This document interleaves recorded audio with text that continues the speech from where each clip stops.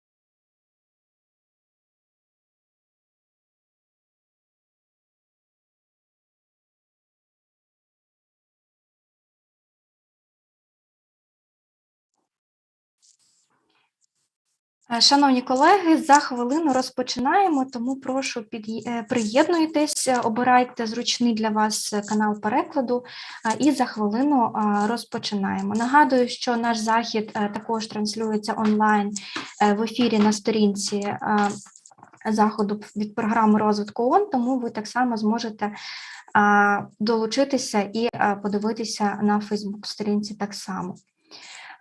Власне, пропонуємо тоді розпочинати і за нашою. Okay, I think we can go ahead and get started. We would like to have an opening address to kickstart today's event. We're going to have the opening address from Anna Fouani. She's the representative of the UNDP in Ukraine. The floor is yours. Thank you. Thank you so much, and thank you so much, colleagues, partners, and participants for joining us today. I think it's not only an honor, it's beyond a pleasure to be here with you today to discuss this important topic, which only confirms how Ukraine continues to lead the way in the recovery, in the humanitarian, and in the development sphere, and particularly now with a large focus on human rights and businesses. I believe that with the work that we are doing with the partners from the Ukrainian Parliament Commissioner for Human Rights and the Embassy of Japan for supporting this initiative, we are only showing that eventually going forward and building on the building blocks on the identified needs and priorities for the businesses, particularly when it comes to human rights considerations, are essential for Ukraine, and Ukraine is taking a serious attempt to ensure that its recovery pathway is not only based on human rights, but it's also entrenched and benefiting from all the human rights considerations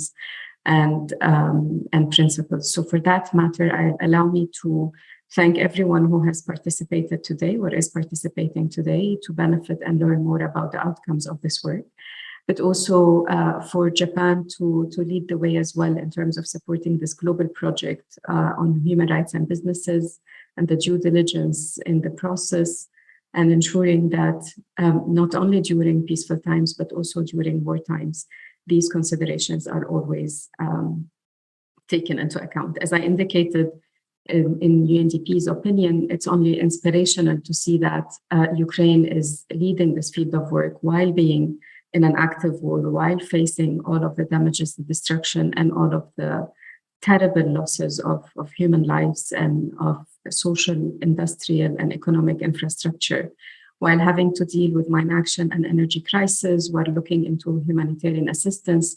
The Ukrainian government, the Ukrainian partners, and the Ukrainian ombudsperson continue to put the human rights at the center of their response and of their consideration. And for that, we can only salute them, and we can only learn from them going forward and ensure that such learning can go to other countries. To take a step back and to look into how the war has affected Ukraine and the lives of all Ukrainians, it's essential to take into account, or to at least to look into the early projections that the United Nations Development Programme had looked into very early on in the beginning of the war, around March or April 2022. And at the time, we have assessed that without adequate support and without an immediate end of the war, we could see that the poverty rate can go up to 90%. That's a huge number. That's a huge figure that will impact not only the vulnerable people, not only the people and the households that were originally under the lower poverty line, but it has also impacted many of the people who have lived the consequences of the war, from the displaced population to the refugees, to those who had to sustain damages and destruction, not only to their households, but also to their businesses. There are many assessments that are being conducted on needs and damage.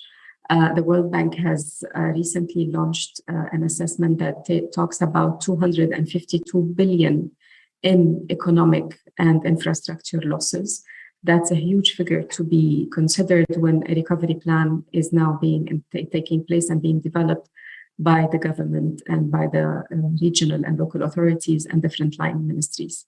The reason I'm mentioning this is because eventually these losses are impacting also local businesses, are impacting small and medium businesses, but also larger ones. And those who have been operating in heavily war-affected areas have actually sustained a larger number of damage, but also damages that had not only disrupted different economic and industrial and business value chains, but also impacted the human element and the human factor of labor in these businesses. And this is where this important project on human rights and businesses and due diligence of human rights considerations within the business sector come into play, and I would say even considered a priority going forward for the recovery of the country. We see that the human rights are hampered. We see that there are violations of human rights, of course, because of the war. But what has been also witnessed most recently, because of this war, because of the suffering, because of the pressure that many businesses have due to disruption of livelihoods, due to hampering of the normal living conditions of people, we see that the labor market has been affected. We see that many employees have not been able to receive their salaries. We see cut in salaries, if not also cut in employment opportunities and employment that used to be much more sustained before. And this is exactly where we call for the application of the UN Guiding Principles on Human Rights and Businesses. And these principles have been an opportunity, or have been giving a framework for countries and businesses to operate under and to consider going forward, and to ensure that any socioeconomic recovery plan that will be implemented, whether at the national level or at the regional level, whether at a government level or at a business sector level, it is essential for it to consider not only sustainability matters, but also, when we talk about green and inclusive, but we also talk about a human rights principled approach and a due diligent approach for human rights in the business sector. I will not dwell much on this. There has been a lot of studies that have also supported this, these statements that I'm making here. It's I'm sure the team and the colleagues will present that during the sessions today. But allow me just to take a moment to ensure that, or to indicate that, with the current now EU candidacy status of Ukraine, and with the EU considerations for the human rights and due diligence and the principled approach for businesses and the business sector, and how EU has been actually leading this UN and human rights in business sector approaches and due diligence processes, it becomes even more critical for Ukraine to take into account this framework of considerations for the human rights.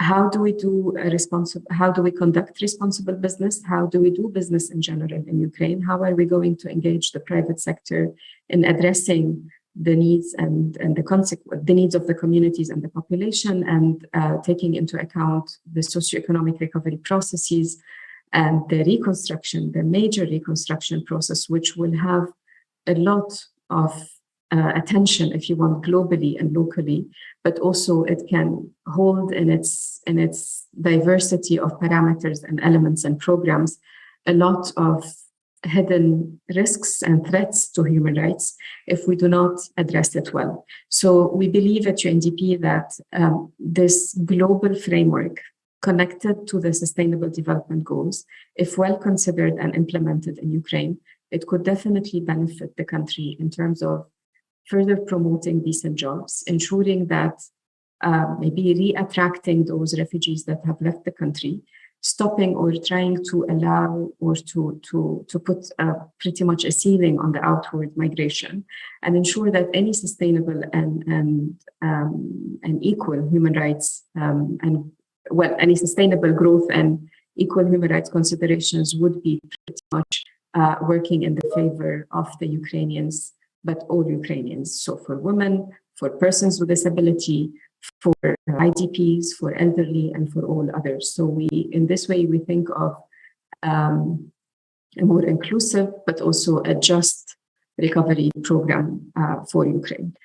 And in concluding, I would like to thank once again our partners. I think the visionary considerations of the government of Japan to take into account and to promote the human rights standards and business processes, and ensure that the UN guiding principles on business and human rights are not only adopted and promoted, but also heavily implemented in different processes, including in crisis times in Ukraine, and the leadership that Ukrainian partners have shown in terms of their adoption, consideration of such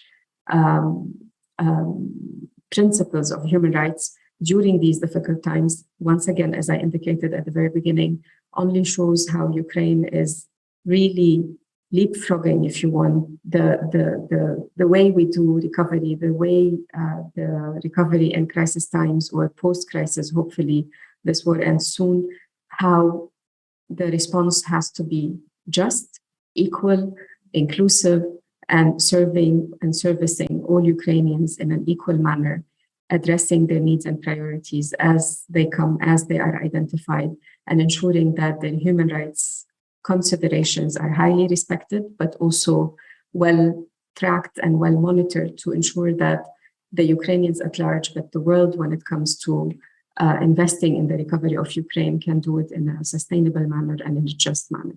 So with that, I leave you to the remaining part of the meeting, but I look forward to the, again, outcomes of the discussions, and I hand over back to you. Thank you so much.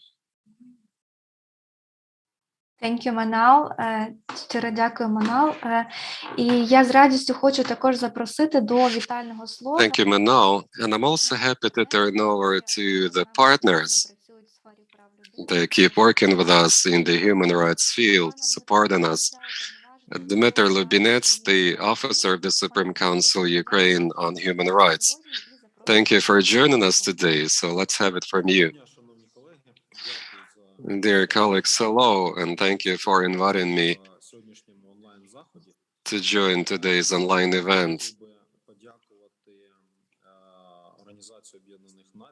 I'd like to thank the UNO in Ukraine, the UNDP in particular, and the Japanese embassy in Ukraine for supporting this program and making this event possible. Manal has rightly said that right now Ukraine is a showcase of development. The full-blown war continues in this country, and in spite of that, we can show that in this setting, Ukraine is capable of implementing reforms. And sometimes these reforms are dramatic. Ukraine has received a status of a candidate for acceding to the EU, and is doing everything it possibly can to become a full-blown member in the EU. And for that to happen, we need to abide by the fundamental principles of human rights.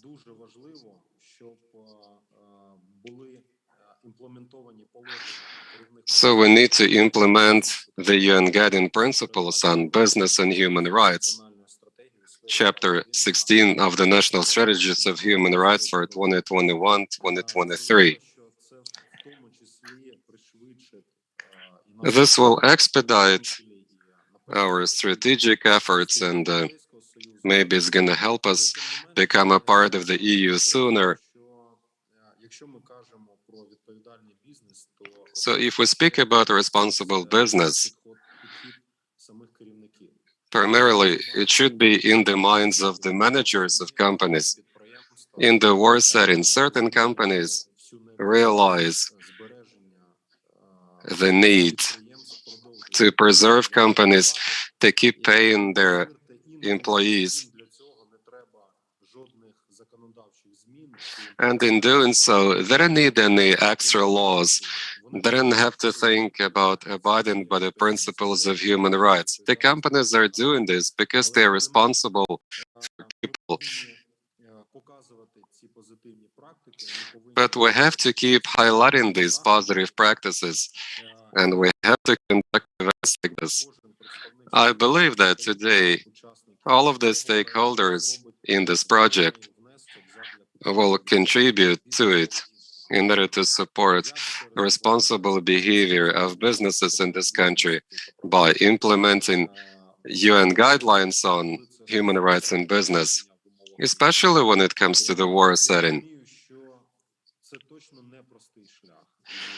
That's not an easy thing to do, definitely, and we have to keep doing this no matter what. So thank you all for taking part in this event today. I wish everybody fruitful proceedings here and a good opportunity to discuss opinions. There are more people representing my institution that are on this call. We also have people which operate in the field of socioeconomic rights. We have people from the Ombudsman's office. And these people do their job every day, and that's a way of showing that even in the war setting, we keep doing the monitoring, and we've got all the processes in place which allows us to help Ukrainian citizens regain their rights. Thank you so much indeed, and I wish you luck here.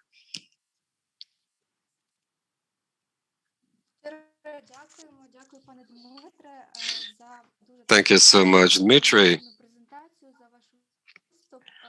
for this talk, and I'm happy to turn over now to some more partners that support us.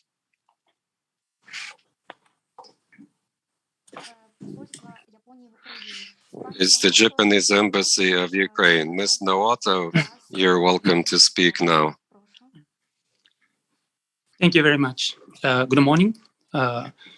Thank you for inviting me to this event today. On behalf of the Embassy of Japan in Ukraine, I would like to say a few words.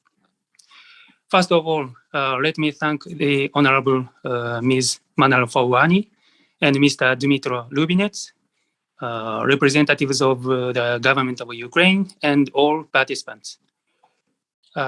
Today's event is being held in conjunction with the UNDP project funded by the government of Japan. The project is designed to support the spread of human rights due diligence in business practices in countries where Japanese companies are currently active and where they expect to remain important markets for Japanese companies in the future, including Ukraine. As everyone knows, Ukraine has been in a state of war since February of this year, and the people of Ukraine are now doing their utmost to protect their sovereignty and independence, as well as their own lives and families. The government of Japan, together with our partner countries, will continue to support and assist the people of Ukraine. At the same time, it is necessary to start now the activity for the recovery and the reconstruction from the war. The Ukrainian government has adopted a policy of build back better in its recovery from the war. And it's hoped that the business sector in Ukraine will also recover and develop better than before the war. In today's business world, consideration for human rights has become an essential element. I think this trend is irreversible and will continue. I will not name specific companies, but there are countless companies that have suffered enormous losses and damage to their reputations in recent years due to their lack of concern for human rights. However, as all participants here understand, human rights due diligence is not a cost for a company, and but an opportunity. It's an investment in the benefits that will accrue in the future. As the success stories of today's businesses in many fields show, a careful working environment motivates workers, and the diversity of backgrounds of employees and managers fosters creativity of a company. Managers and companies that can make their employees happy can also make their customers and society happy. Looking at Ukraine, there is an abundance of qualified human resources, especially in the IT and manufacturing sectors and so on. Now, the time has left when companies and organizations just choose their workers. And now is the time when high qualified workers choose the companies, organizations, and countries in which they work. So companies which do not pay attention to human rights will not be chosen by talented people. Since the human rights due diligence in business is a relatively new field, it is not yet clear what kind of measures and systems are the best ones. So the best answer for everyone must be found through discussions and ingenuity of employees, managers, companies, civil society, government, and so on. Today, I would like to listen to presentations and discussions of all the experts, companies, and governments. I look forward to suggestive presentations and meaningful and lively discussions today. Thank you very much for your kind attention. Thank you.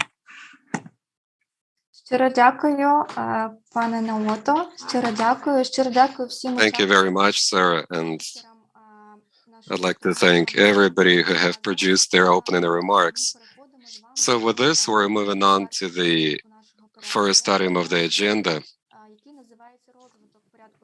It is the development or leveraging the business and human rights agenda in Ukraine. the presentation of a new project. There will be 2 keynote presentations in this part. Mr. Sinisha Milatovic is an expert in business and human rights. He represents the global project on human rights in business. And Svetlana Kalishka, she runs a human rights initiative group in the UNDP in Ukraine. So let's have it from Sinisha first. So I'm turning over to you, and you're welcome to burn up your slides, if any. Share your screen. Great. Thank you very much. Good morning to everybody. It's a pleasure to be here. As Olena suggested, I have a brief PowerPoint presentation to sort of present the project and for you to get an idea of what it is that we're working on. So let me just switch on to that. Bear with me for a second. Okay. I hope all of you can see it. Olena, can you just confirm that you can see the presentation? Yeah. Great. Yeah. Fantastic. Well, so in brief, what is this project all about? Well, it's essentially a project that's designed to promote responsible business practices in 17 countries around the world where Japanese companies are operating. And it is particularly focused on human rights due diligence and on promoting the implementation, the introduction of human rights due diligence in supply chains. With that, our main focus when we negotiated the project and when we agreed the project with our Japanese partners was that we should use responsible practices by Japanese companies to introduce similar practices, responsible practices in their supply chains, meaning their suppliers, their partners, and so on. But at the same time, to look at other practices, so broader laws and policies, in particular national action plans and so on. So the legal and policy framework in which these countries operate, the 17 countries that I'm going to describe now, in order to basically diffuse these practices, make sure that other companies abide by them and so on. So which 17 countries are we talking about? In addition to Ukraine, you can see here, this is really a worldwide project. We're very thankful to the government of Japan for funding such a wide-ranging initiative. So it ranges from 2 countries in Latin America, Mexico and Peru, 4 in Africa, Tunisia, Ghana, Mozambique, and so on. You can see for yourself, and across Asia and into Eastern Europe, Central Asia.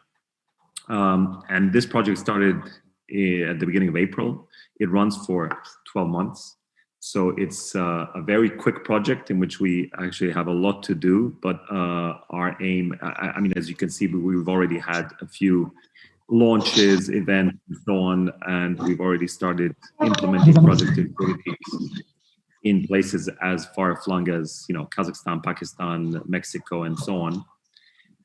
So what are we aiming at? Well, as I said, we want to, the outcome of this project is essentially to strengthen responsible business practices, both in Japan and the 17 target countries. Our hope is that we will essentially have Japanese companies and their partners and suppliers go through what we call the Business and Human Rights Academy, for which there's been a lot of interest, to introduce human rights due diligence practices, while at the same time look at the national frameworks of host countries and to basically improve, enhance these, support the implementation of policies and laws that aim at introducing responsible business practices. So if we have 2 outputs in this project, the first one I've already sort of mentioned, and this is the so-called Business and Human Rights Academy, which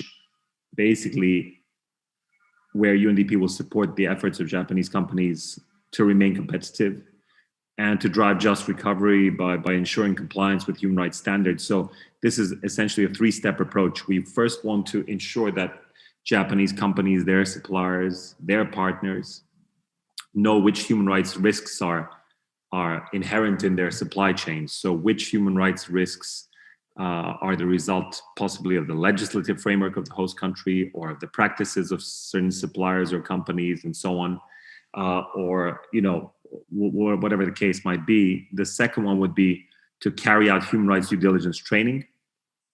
And this will happen throughout the autumn and into the winter. So to have training sessions for Japanese companies, their suppliers, their partners on human rights due diligence. And for those that don't know what human rights due diligence is, it essentially means identifying risks that companies face and assessing them, and then introducing practices to basically tackle any adverse impacts that a company is having. Now, in the case of Ukraine, what's fairly specific is that, you know, what companies will be trained on is a heightened version of human rights due diligence, which we will talk about a bit later. But what it essentially means is that in conflict-affected areas, such as Ukraine, companies have a heightened responsibility to carry out human rights due diligence. So a heightened version, basically because the risk of human rights abuses is greater, of their contribution to human rights abuses and so on is greater. Therefore, the practices that have to be introduced are also, let's say, heightened. And we'll talk a bit about what that means in later on today. But, you know, as of now, suffice it to say that companies will be trained on human rights due diligence. So this is a key innovation, obviously introduced by the UN Guiding Principles, and we want to ensure that companies are aware of A, what it is, and B, how to carry it out. And then the third step of this Business and Human Rights Academy will be to basically have so-called one-on-one guidance sessions. So these will be carried out following the trainings of companies, following this initial context assessment, which will inform the trainings, and then we will have these guidance sessions so we're hopeful that Japanese companies, their suppliers, their partners, and, you know, other companies interested will want to hear. We've already received great interest from Japanese companies in Japan and in some of the countries that I mentioned to receive this sort of guidance. This will be confidential, and it will essentially mean that, you know, our experts, international, national, ourselves, our staff, take a look at the practices of these companies and, you know, offer confidential advice as to how they may be enhanced in order to ensure that the UN Guiding Principles are fully respected. So that's the first output. When we've been asked why is Business and Human Rights Academy, well, we already have experience in carrying out human rights due diligence training. And as you can see from some of the points here, you know, and some of the points that I mentioned, we are offering essentially, you know, sort of tailor-made advice. And we found that this approach works well with companies in some of the countries where we worked, where, you know, it's obviously cost-free, but at the same time, it's tailored to their needs, to the needs of these Japanese companies, their suppliers, and so on. And we've seen already that, you know, in the human rights due diligence training that we've offered, here's a snapshot, here's a little shot of the human rights due diligence training guide that we have. We've already seen in training throughout Asia that this is highly appreciated, that the companies basically, you know, then say their own testimonies are that they can, you know, move on confidently knowing what human rights due diligence is, what practices they need to introduce in their management operations, and so on. So that's the first output. The first output very much focuses on companies. The second output focuses more broadly. We had the previous speaker talk about, you know, if Ukraine wants to enter the EU as, you know, a candidate country and what it needs to do. Well, the second output focuses on exactly that, which is, okay, let's say beyond the direct, you know, support to companies, what more needs to be done? And what more needs to be done is to introduce laws and policies to enhance the regulatory framework and to level the playing field for exactly the companies that we were mentioning, so that they're not at a competitive disadvantage if they introduce responsible business practices, which is sometimes the concern that they have. But, you know, we think obviously, and we've seen from practice, that if there's a strong regulatory framework, all companies will be encouraged or required to introduce such practices, and will create a level playing field. So this output will feature consultations on national baseline assessments in some countries. In the case of Ukraine, there already is a national baseline assessment on national action plans. In the case of Ukraine, our country office will carry out an analysis of the legal framework, regulatory framework. I mean, some of this will be mentioned by the following speakers and so on. But essentially the point is to improve laws and policies on business and human rights. So when it comes to this, as we said, we already know, that across the world, each country differs, but in Ukraine, for instance, it'll be to advance from the national baseline assessment that we have and to have stronger laws and policies. And, we showcase here that, national action plans are sort of a marathon. All of these processes are exactly that. They're processes. We're not necessarily rushing states. We want to make sure that they take good stock of what is needed in terms of introducing legislative and policy changes. And with that, to essentially move on, we can see here, this is a sort of schematic look at how a national action plan can be introduced. So it doesn't require wide-ranging consultations of the sort that we're encouraging here. Obviously, that's difficult in the current circumstances in Ukraine, but we're hoping to foster this, process and to have as widely, a consultative process as possible, and then to eventually end up with, some sort of stronger document on business and human rights. In addition to that, we are organizing peer-to-peer sharing events by governments and so on. So we see that there will be a global forum, traditional global forum on business and human rights, where our colleagues from Ukraine, from the project in Ukraine, will be, they'll be able to support the participation of Ukrainian officials and other interested parties. At the same time, we have the first in-person regional forum for Eastern Europe and Central Asia that will take part on the 10th and 11th of November in Istanbul. And I encourage all of you strongly to tune in. We're organizing that. And, for those who are able to attend, to do so, because you'll be able to hear a lot more, especially on human rights due diligence in conflict-affected areas, some, topic that I'll be discussing later on, but it will be discussed in more detail as well as the forum. So with that, I don't want to take too much time. I'm obviously very happy to answer any questions on the project. And I'll hand it over back to Elena. Elena, back over to you. Thank you very much for your attention. Thank you, Синіша. Дякую, Синіша. І я з радістю передаю слово. All right, thank you, Sinisha. I'd like to turn over to Svetlana Kalishko.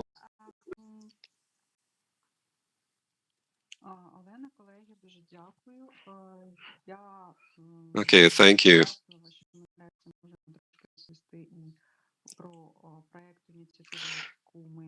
So now I can speak about the project or initiative that we have been implementing for some time in Ukraine.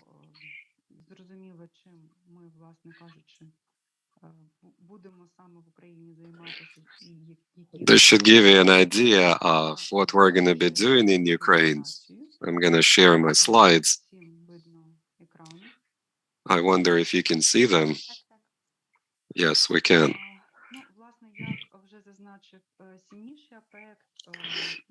As Sinisha suggested, this project is global. It matters not only to Ukraine, but to other 16 countries in the world. It is a very important initiative. We will be able to share expertise with other countries. We can learn from other countries as well. Ukraine-specific realities might not be understandable to everybody else, so we might be unique in certain ways, but still we will share this unique experience.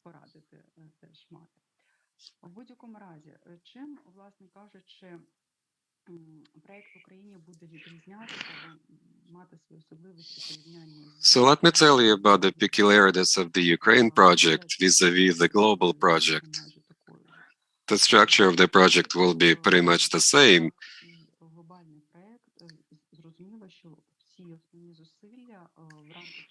The main efforts in this implementation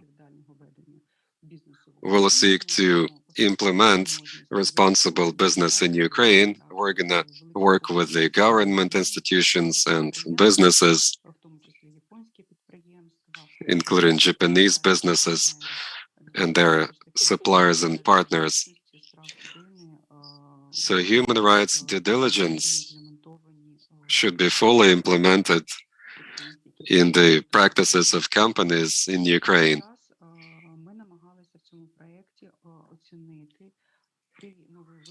In this project, we also seek to identify the new challenges in Ukraine. So there is an ongoing war, and this takes a toll on the situation. So in this project, we're going to have to carry out the analysis to see what kinds of practices will help companies get a better way and respond better to the military challenges. On the other hand, the country is at a historic crossroads right now. So we got a status of a candidate to the EU membership. So we need to look at the requirements of the EU, and we need to try and meet those requirements. So the national laws and practices should be in line with those.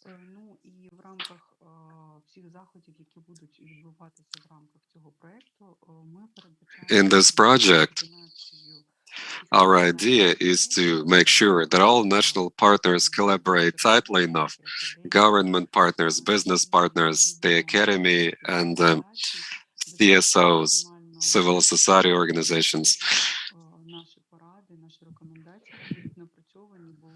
And our recommendations and advice will then be implemented adequately in Ukraine's realities.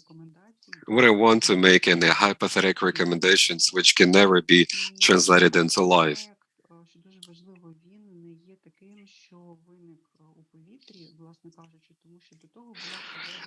This project has happened for a reason. In 2021, we did a lot of work assessing the progress Ukraine is making towards implementing the UN guidelines. We completed an analysis which allowed to identify strengths and weaknesses, and we produced a number of recommendations which will be tested out in this country. We will see if they're going to be implemented within this project. Last year, we have identified certain challenges, and they're still around. They have gotten worse and have become even more visible.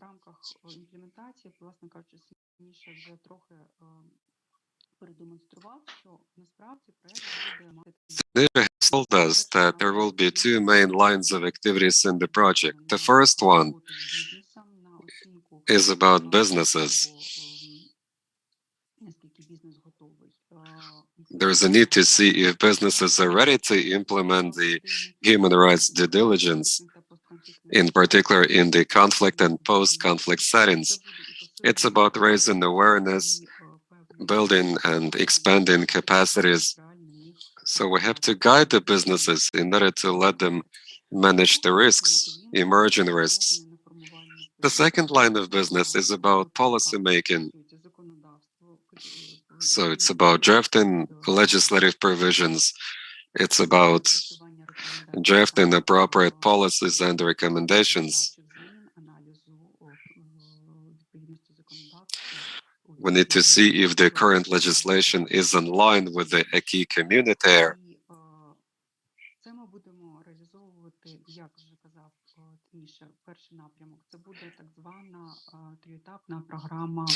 So there's going to be a three-step program, BHR Academy.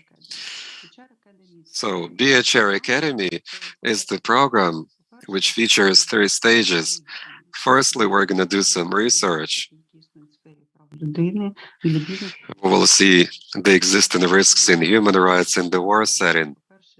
We're going to do this in two stages. Stage one is in progress, and you have been able to see some results of that. You can join the discussion of those results today. The second stage will be completed in November and even later. So we will see what's going wrong, what practices are inadequate in order to respond to that. Then there's going to be a training package. So in the realities of Ukraine, we will think of online platforms which will be offered to the public. And that's how all of the stakeholders will be able to take part in the process, in the training. We will also offer an in-depth training program for business.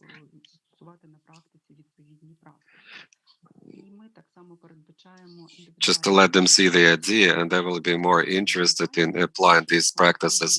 We will also be offering advice to the companies, helping them implement certain practices in their existing policies.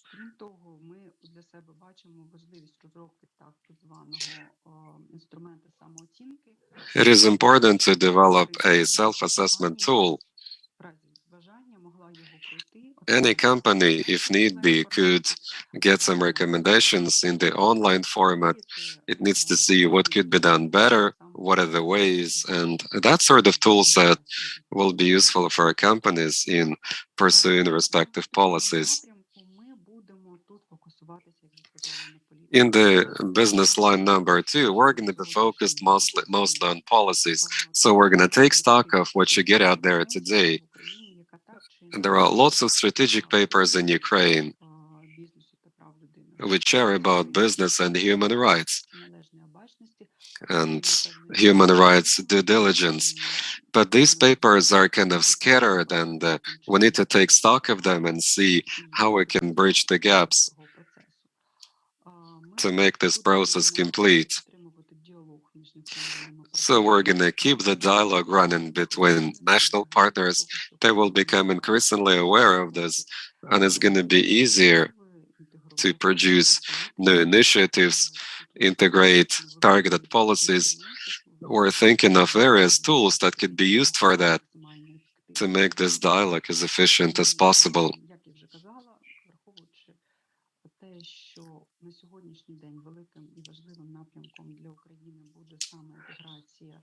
In Ukraine these days, it is important to do the integration in order to come closer to the EU membership. So we need to take stock of existing practices and policies, and maybe we're going to be able to propose something new, some solutions or new policies to help this country make better progress towards a full-blown EU membership.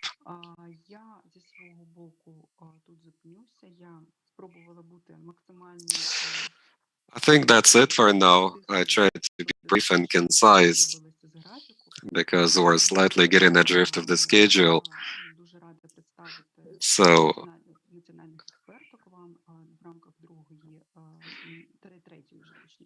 in the third session, in the third panel, I will introduce to you my fellow colleagues, and you will see the preliminary findings of the study which goes on in this project.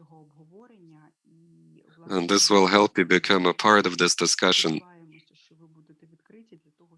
So hopefully you're going to be open-minded enough, sharing your ideas and insights.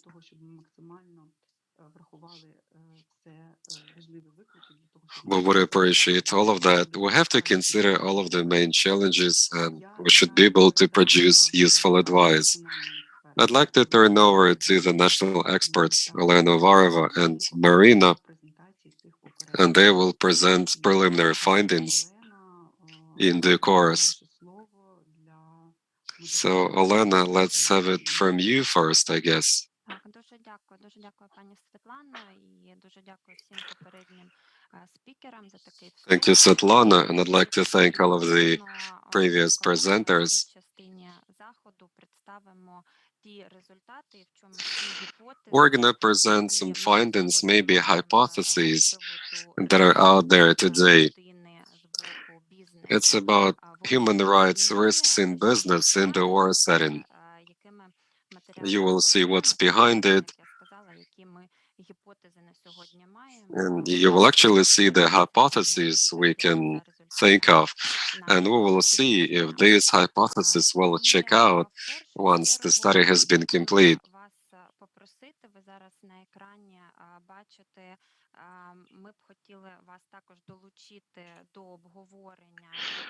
We would like for you to be able to discuss the matters we address in this research.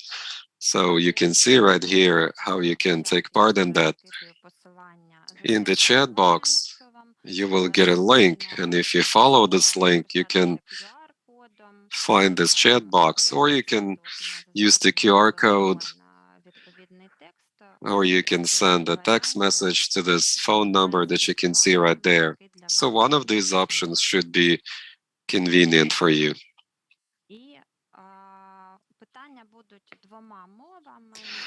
There will be questions in both languages, and this should allow us to see all of the results in one place. So question 1, which human rights are most at risk of being affected by business negatively in times of war? So you are supposed to write us which human rights risks are there at the times of war, which of those human rights are most vulnerable in business in the times of war. So in the screen, you will be able to see the most popular answers. I can see socioeconomic things, rights, labor rights, late payments, non-payments, environment.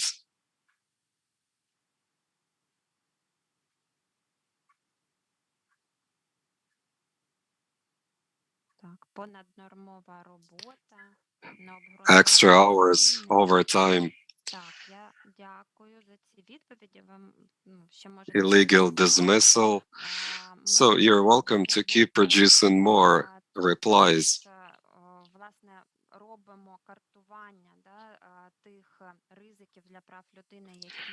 We're also mapping human rights risks which have emerged after the start of the war.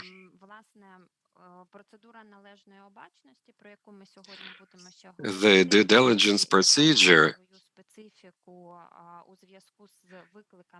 is specifically related to the war challenges, and we call it heightened due diligence. So at the time of war, there is a growing risk of severe violations of human rights. In peaceful times, businesses look at human rights risks in the context where a business can affect human rights. But in the conflict setting, in the war setting, or whenever there is a global insecurity, business also has to see how its operations affect the conflict or the war.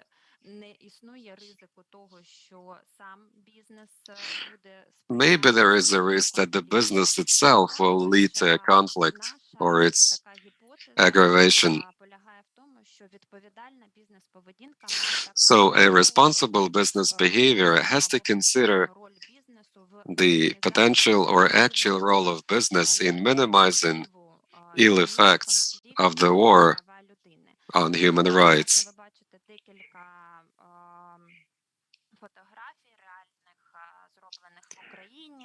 And you can see those photographs taken in Ukraine.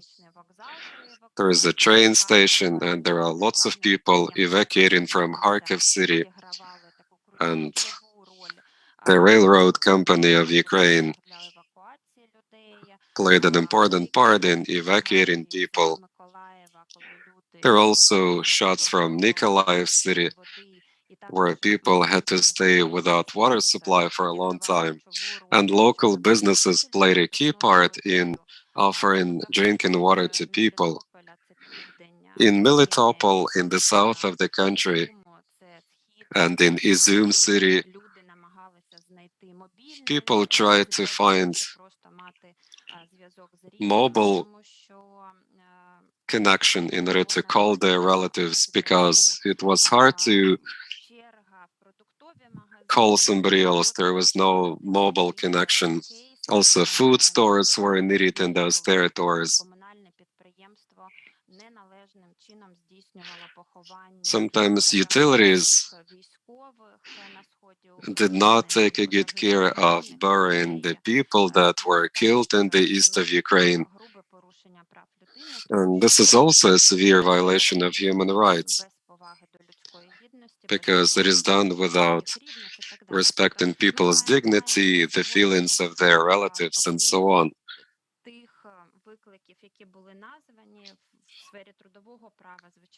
So there are challenges in the field of the labor law, but in addition to that, you get extra challenges. Some sectors and activities are under a special risk. In the agriculture, people are facing emergencies from time to time. There are utilities that do repairs, cleaning, and all of that. So in Kharkiv city, they used to plant flowers instead of shelling. So they faced a lot of security issues. The war has made a lot of people vulnerable.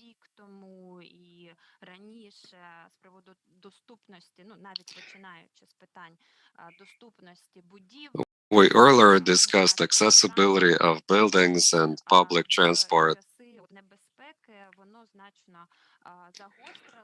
In the times of unsafety, this thing has become even more obvious. People need easy access to bomb shelters. They need to have evacuation options.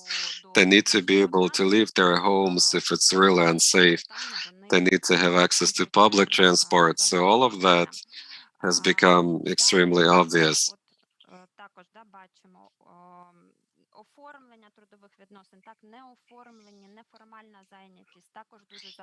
You can see informal employment here, growing vulnerability of employees, mental health issues.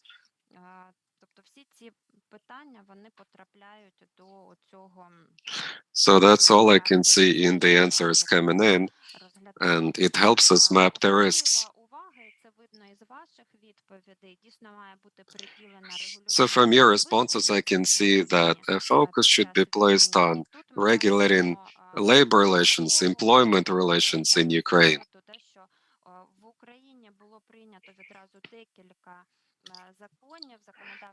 A few laws have been passed to regulate relations in the country. There was a law on employment relations. And I stopped hearing her for some reason.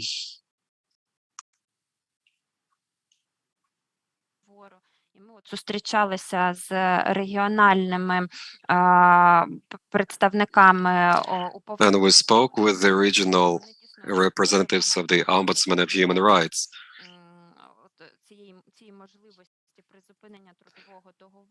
And they considered terminating a labor agreement. They spoke of the vulnerability of employees in that setting.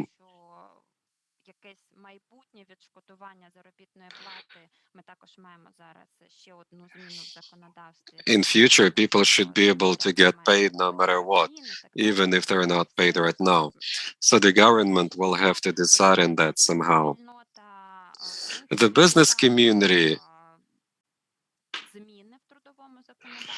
was in favor of changes in the labor law, because businesses are facing a lot of trouble these days, and those changes in the labor law were supposed to make the life of businesses easier.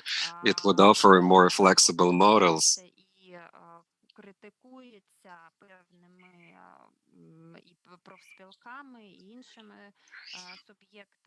There are trade unions and other stakeholders that debate changes that should be made to particular laws in Ukraine. Some say that there should be an unlimited working day and things like that. So we try and monitor all that. So here comes the question number 2. Regulation of the labor law in Ukraine in the time of war. Is this a balanced approach, or is this a disproportionate limitation of human rights? This thing might be a subject of a separate discussion. So later on, we're going to give you time to speak about that.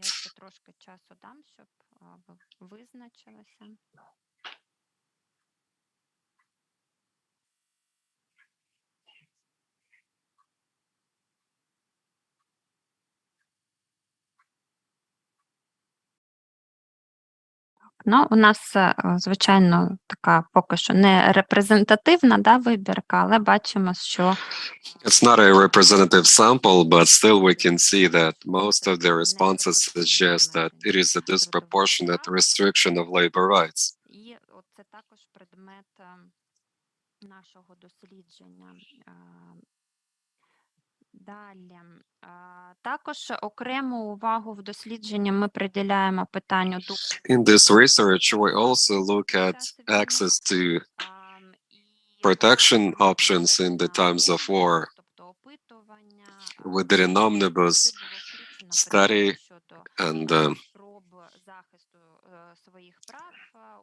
it was about the ways in which you can protect their rights if they have been breached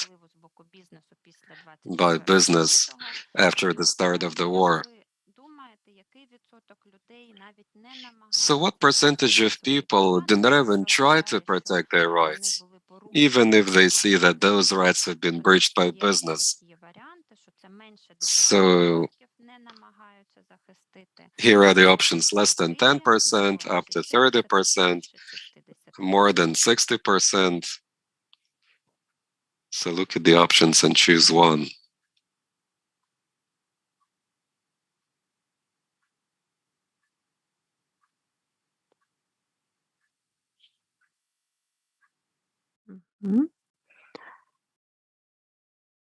Так, ну насправді, от праві ті, хто обрали варіант або думають поки що, але ще не обрали, думають над варіантом до 60%, 31-60%, ну насправді... 31 to 60%, that seems to be the biggest score.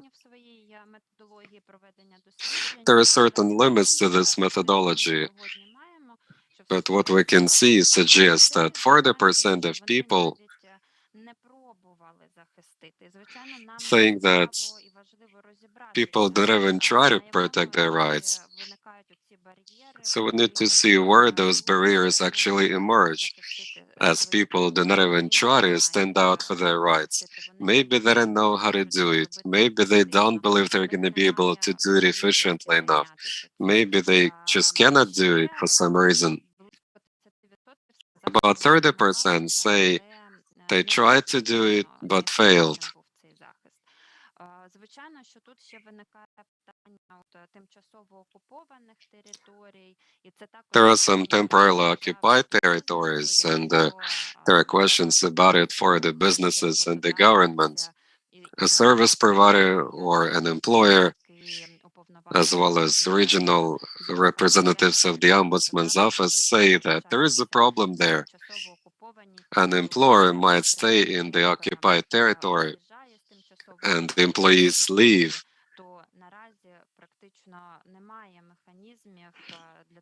In that case, there is no way for the employees to get their service record or to get paid.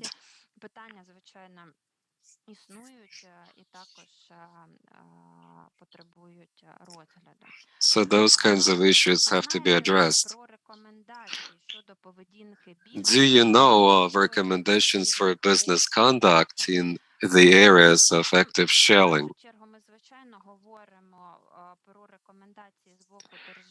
So primarily we speak about recommendations, advisories from the government.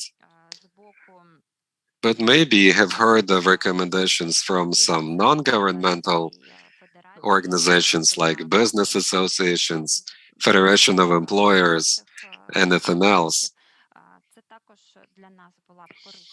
Let us know about that.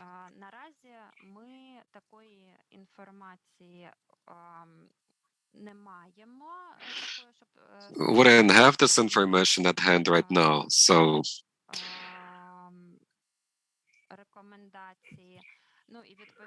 We haven't heard of any special recommendations from somebody else. The government is supposed to protect people against potential ill effects. And in doing so, the government has to offer essentials and essential services to people. In the time of war, it is so important to do it. There should be recommendations for businesses in temporarily occupied territories. This is a separate point for discussion.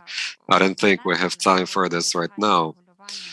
There is an overall regulation which says that you're not supposed to pay taxes in the occupied territories. You need to re-register as a business in order to be registered in the controlled territories of Ukraine. And there are some other regulations and requirements. Those who offer critical services in the occupied territories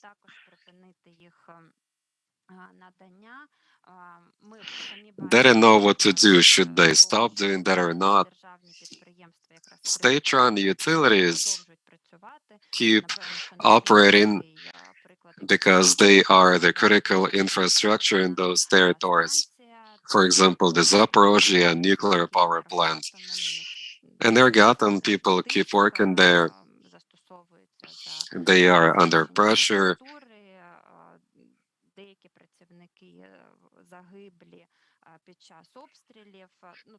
Some of the employees of the nuclear facility have died because of the shelling.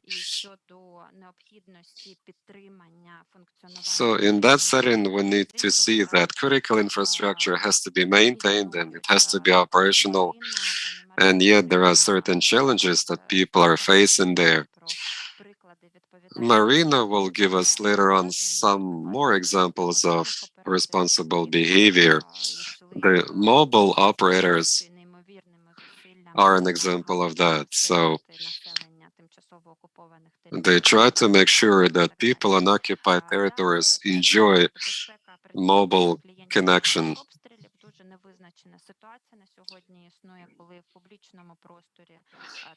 In the public media space, you get reports suggesting that all supermarkets and stores have to make people clear the premises when the air alert happens. Well, some do it, others don't, and it's a questionable practice, actually.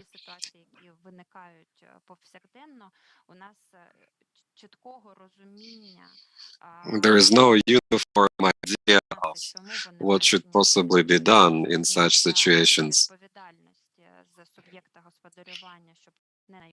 Maybe it's a way in which businesses can drop the responsibility for potential human casualties in such situations, or maybe it's done for some other purpose. So we have to look at this thing at various angles. Relocation of businesses, teleworking. Teleworking, distant working is one of the options, by the way, because some of the employees ended up in other countries. They are IDPs as well.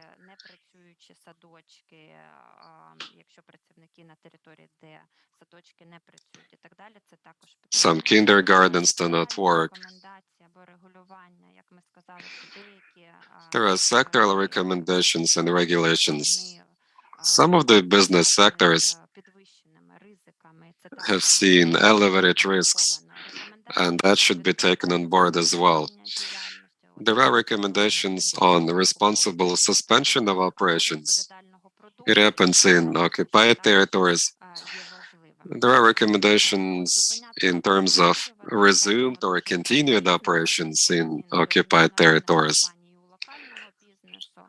Let's look at the practices of international companies and local businesses. McDonald's opened up in Kiev finally, but it was down since late February. A number of chain stores have been down as well.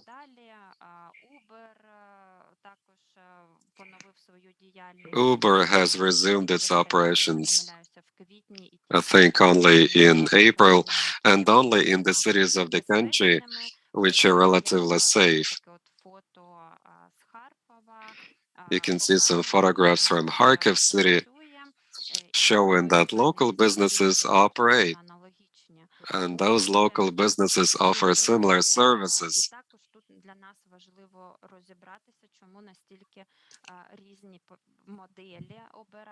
So we need to see why businesses choose different ways of doing things. So international companies refer to the safety of employees and customers. This underpins their policies. A resource center on business and human rights did an opinion sampling, and there have been responses from Uber, and they sound good. They suggest that Uber was ready for a particular scenario in advance. They had established a committee, and that committee convenes from time to time. They involve local representatives to discuss the situation. But at the same time,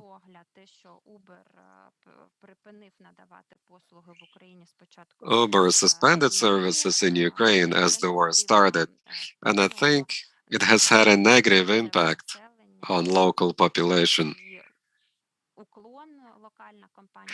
Uklon, that's a local company in the same business, and they kept on working. So Uklon, I guess, did a more responsible thing. So these are the conclusions. There is no balance in this regulation from the government. The government seeks to make business life easier, but in doing so, it fails to account for responsible behavior of business. There are missing recommendations for responsible business behavior. There is a difference in behavior between international and local companies, and we need to look at that. There is a difference in behavior of private business and state-run utilities.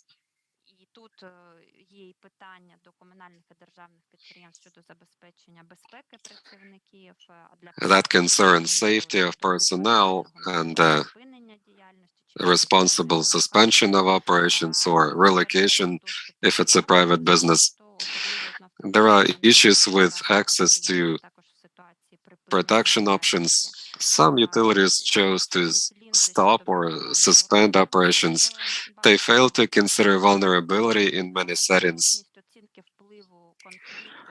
They fail to see how the company's decisions are going to affect the supply chains, because it's going to mean something for the customers and staff of the company. Also, these decisions affect everybody involved in the supply chains. The companies are focused on aiding the army, making donations to the army as a way of supporting it. But in their public statements, they do not speak about minimizing ill effects on human rights, although such things did happen. There are too few examples of building scenarios based on ill effects on human rights. We need to see which companies have been able to draw conclusions and thought of the strategies for further outlooks. Some companies operate under brands or franchises of some company which never suspended business in Russia. In Ukraine, we have seen some local representatives getting under a lot of pressure because they work for Ukrainian companies under the same brand.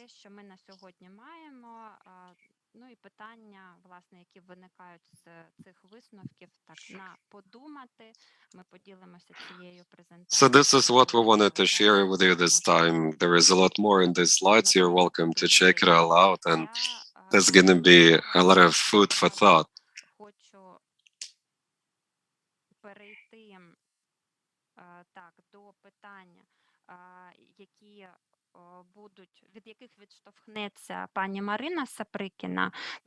Marina Saprikina will be speaking next, and these are the questions she will address. What percentage of businesses had a plan of action in case of a full-scale invasion. Тут варіанти.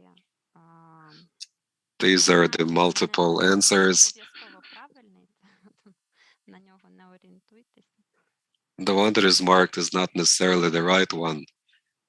Будь ласка, тобто, на вашу думку, 10%, тобто дуже мало, ніхто не мав, всі мали такий So план. 10% of companies had the action plan in case of war. 30, 40, so you're welcome to choose one of these. Так.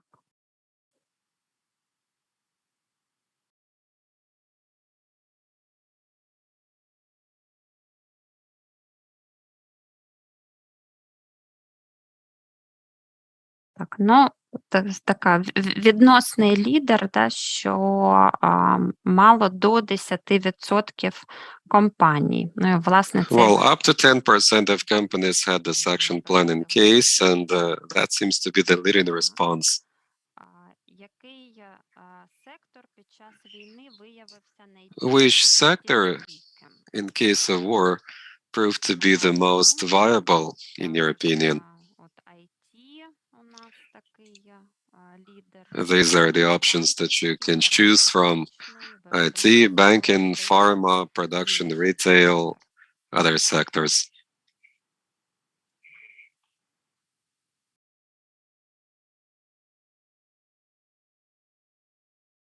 Також Марина прокоментує, які в неї дані з цього приводу щодо Marina will tell us what data she has got in terms of business viability in war.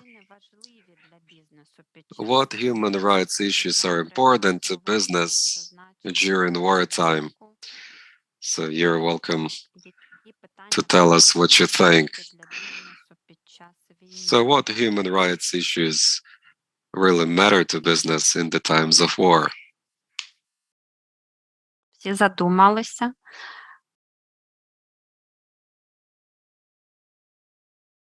Так. Безпека працівників. Safety of staff, Безпека клієнтів. safety of customers, Міграція працівників. migration of staff,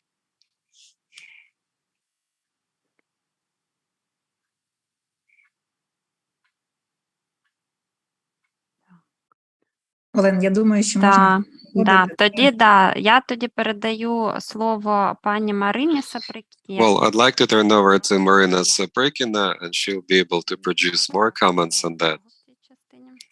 Thank you. Олена, зараз.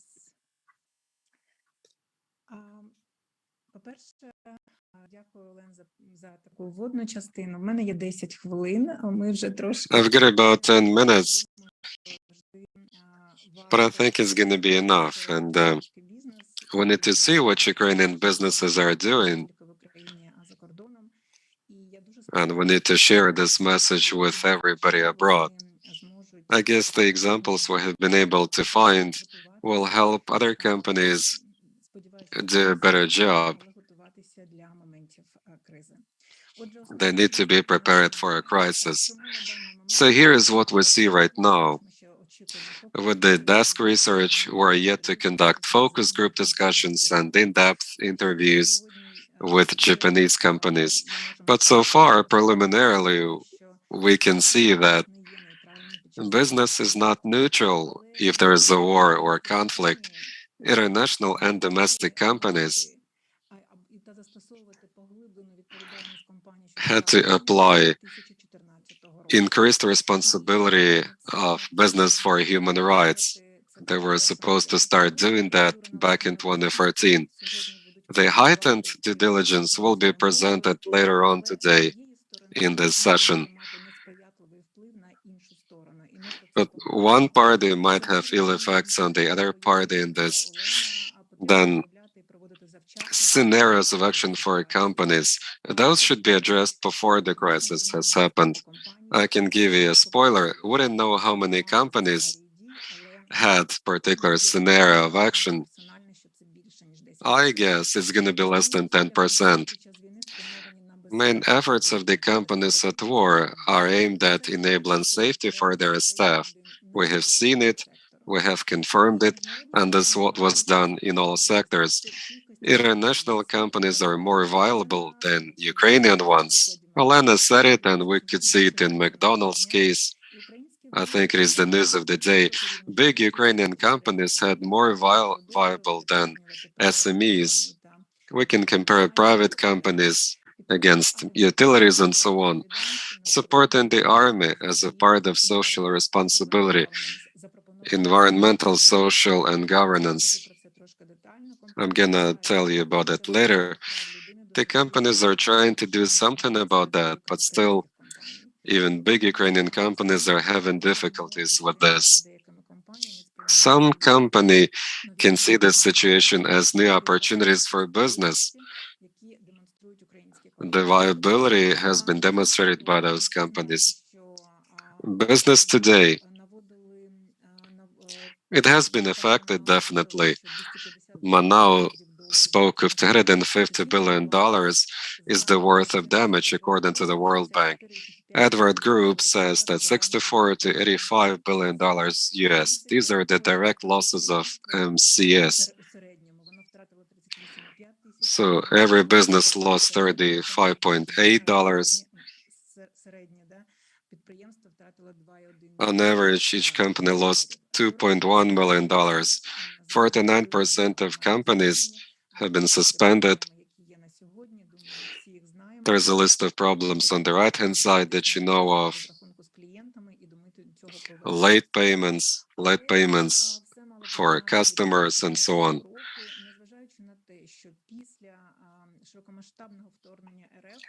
After the start of the war, about 1,000 international companies say that they voluntarily suspend their operations. 42 companies ignored it. Some companies partly pulled out of this. According to UControl, 283 Ukrainian companies worked with 250 companies in Russia. Some of them were a part of the financial and industrial groups. That was in the end of 2021. 14,000 Ukrainian companies had Russian founders. Some Ukrainian business units were subordinated to Russian companies. There was a case of Philips Lighting. A Dutch citizen refused to transfer from Ukraine to the Russia subordinated business unit because of ethical issues and the war that was going on in the east of the country. So this guy was fired, and this case, a lot of progress actually. There was lack of evidence. But this guy thought that he had to quit. Many Ukrainian companies used to be subordinated to Russian business units as well. After 2014, some Ukrainian companies were ready for uninterrupted business, like Oshchet Bank. This year it worked up to 90%. Vodafone and the like have been able to turn off their mobile connection networks if they got captured. Heightened due diligence procedure can have ill effects as well. The international business does not start new projects in Ukraine. You saw what Uber did. International business leaves the areas and territories where hostilities happen. Olena spoke of Uber. They suspended their operations on the 24th of February. People in Kharkiv and elsewhere could not make it to the train station. International businesses did not open up in Ukraine. They've got the exit strategy. They left and they're waiting for the end of war. So until the war is over, they're not coming back. International business requires that you pay 100% in advance. So only those companies can survive now which have a certain reserve of liquidity and can make those advance payments. We also spoke of McDonald's, which stopped their operations in Ukraine, 110 restaurants. They stopped when the war started. So uninterrupted business operation plan. It was supposed to be done by all companies. So let's look at the preconditions which are set out in the guidance. We're going to look at the guidance in the next session, so you're welcome to wait for that. Certain items of that guidance suggest that Ukrainian companies were supposed to have the uninterruptibility plan, but the big companies could not do it as their units in Mariupol were evacuating. The companies in other cities were doing nothing.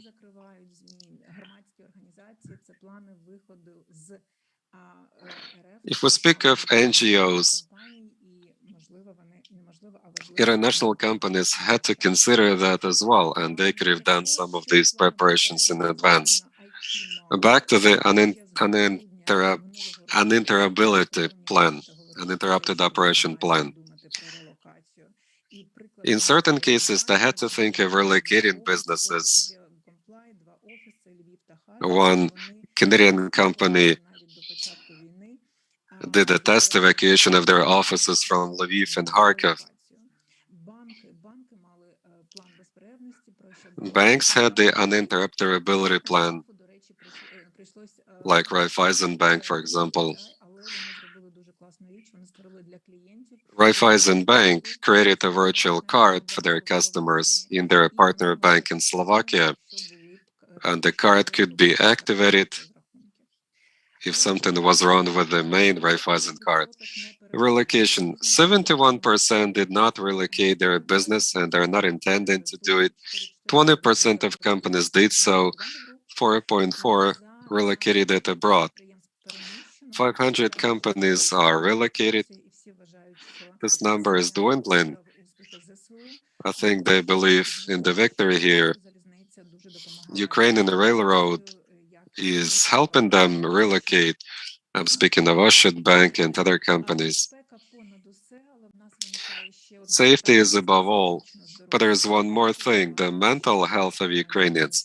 15 million of Ukrainians will be in need of psychological care. And you see how many people are taking part in defending the country. There is a number of things a company should do. Safety, mental health, medical care, bonuses, employment, paychecks. People have to be employed somehow. One of the sectors that has been most affected is the legal sector. Much depends on the size of the sector and the size of the company, no matter if it's domestic or international.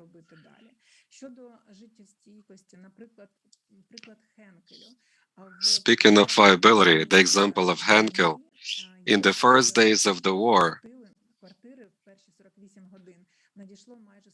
the headquarters received 40 million hryvnia to support the staff.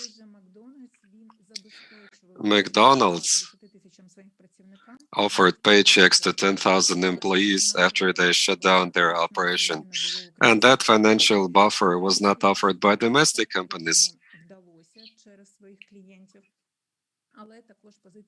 Some Ukrainian companies try to do that, but it's up to the top management to decide. There have been examples of small companies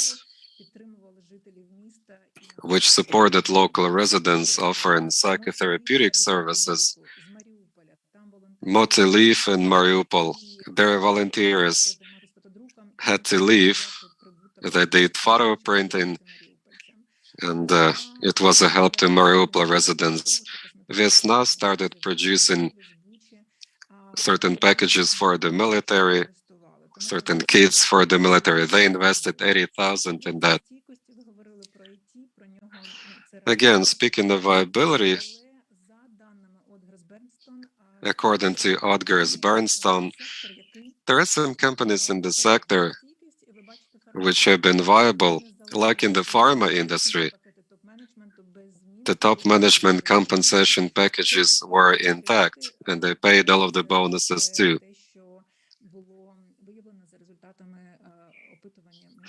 This is what we have seen as a result of opinion survey of the companies.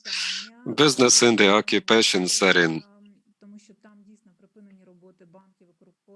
Banks, postal services have been suspended in certain territories.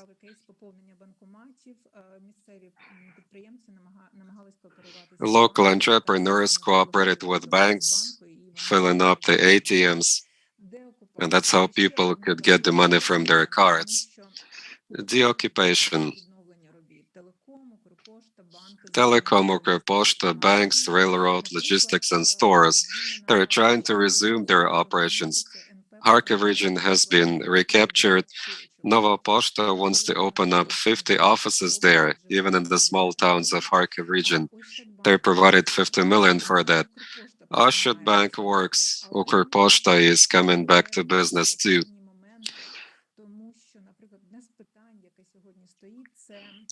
One of the things that is debated here today is this. They need to screen their staff to see if any of them are collaborators. We don't know how they're going to do it. There are some cities that are near the front line, in Kharkiv, Chernihiv, and Nikolaev regions.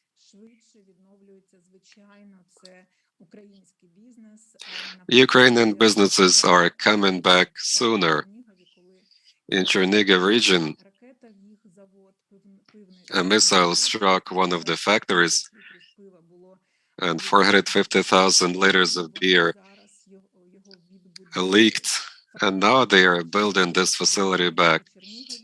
50 to 60% of businessmen in Chernihiv are ready to resume their business, in spite of issues with staff, logistics, and finance. There is a company that produces animal food. It didn't leave. Their staff didn't want to move anywhere, and they decided to stay in their hometown. The retail sector has been affected quite a lot. There are no particular recommendations, so companies have to enable security. They hire security guards. They try to manage the chaos.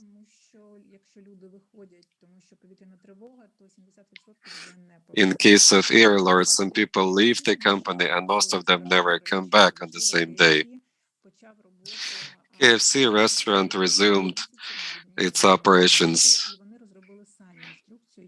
a few months after the start of war, and they have particular instructions to follow in case of air alerts. Supporting army and ESG. Many companies do that.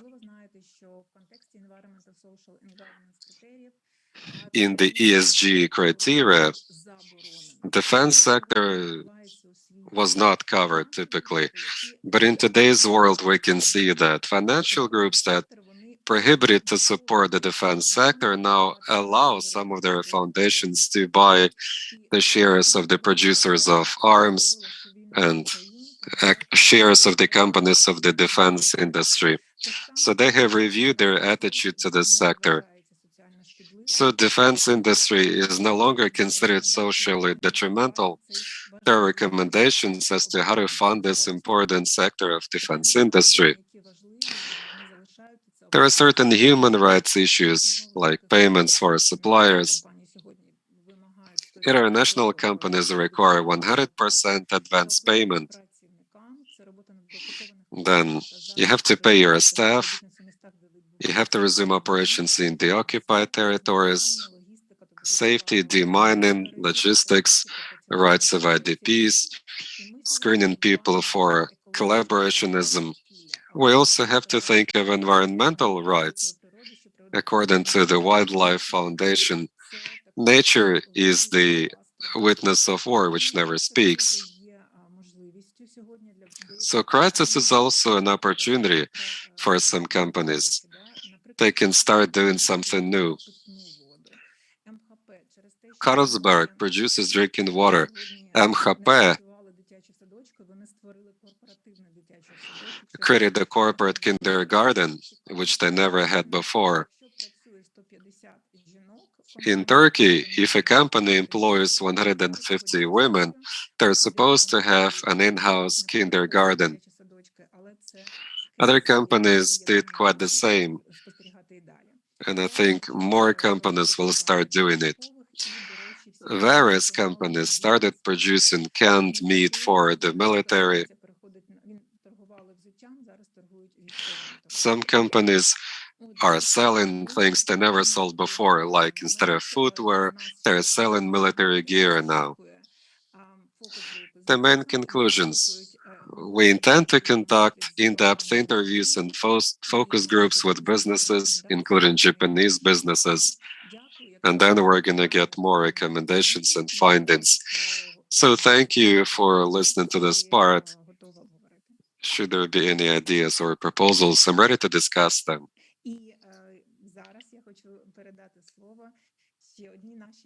And I'd like to turn over to one more expert, Aleftina Savchenko. Пані Алевтино, у вас, напевно, щось зі звуком.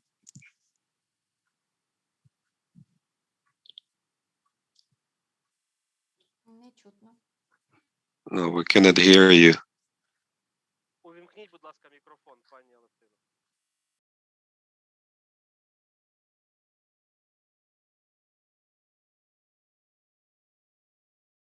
Вам потрібно в Zoom натиснути кнопку «Увімкнути мікрофон». В самому Zoom, будь ласка, в додатку, так.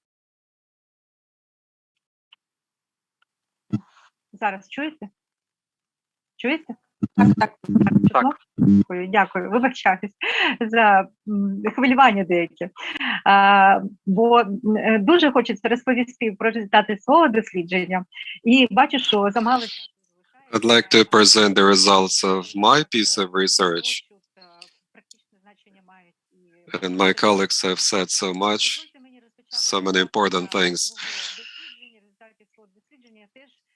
I'm going to speak about the results of a research which addressed the following subject.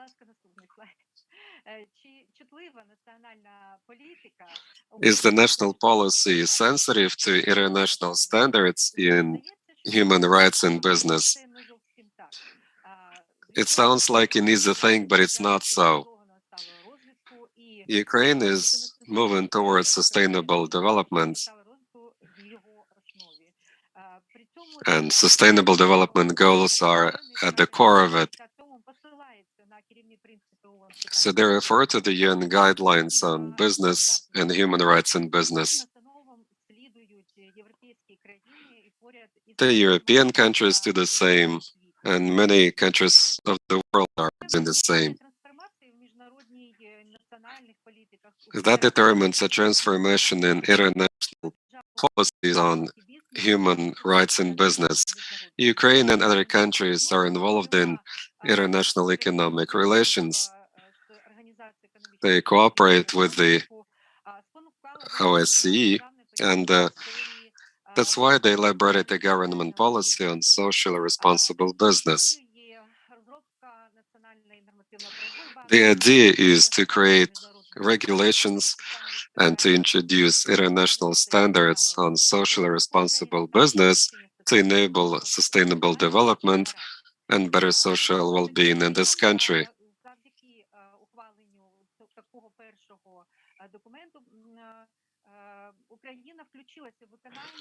This allowed Ukraine to join the implementation of the guidelines, which means it should protect human rights. And businesses have to abide by the principles of the second pillar, which is corporate responsibility, respect for human rights.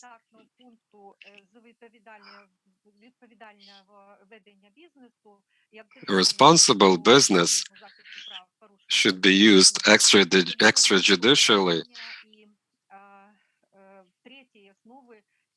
And that leads me to the third pillar of guidelines, which is access to protection of rights.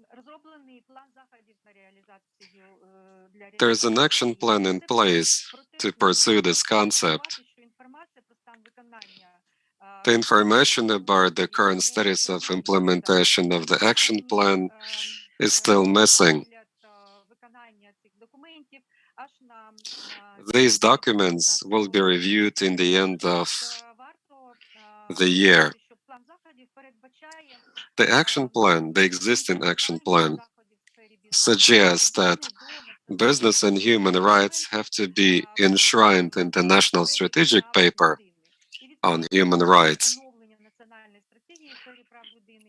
As the National Strategy on Human Rights is reviewed, they added paragraph 16 there, which is human rights in the course of business operations. The idea is to implement two main things, which is corporate responsibility and access to options for protecting rights. The government is supposed to protect human rights, but that was not included in the national strategy. Some problems emanate from breaching human rights by businesses, and this is not included in the action plan either. The action plan is about looking into the best practices and implementing governing principles of the UN Pact. There are recommendations of the Council of Europe of 2016. It's about human rights in business. Monitoring report came from the Ministry of Justice in 2022, and it shows that the ministry has been able to prepare the research, and they produced recommendations, and they sent an official letter to the Cabinet of Ministers of Ukraine. Unfortunately, in the public access, we cannot see the research or the proposals. We don't know how it's going to move on and what's going to happen afterwards. In the national development policy, there is a national economic strategy, which is supposed to enable better opportunities for Ukraine, residents and businesses in Ukraine, and investors. 20 steps have to be taken to make it possible. The idea is to transform the country. The country should develop, the development should be value-based, and business should be done responsibly. There are certain targets related to this.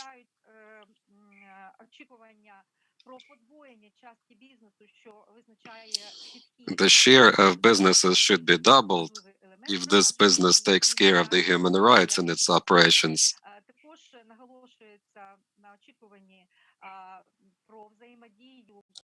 I also expect a better interaction between the government and society in terms of environment and gender equality and well-being, and there should be a strategy of fair business in place. The national economic strategy does not have an action plan, so right now we cannot see if it's going to be efficient or sensitive enough when it comes to human rights violations in business.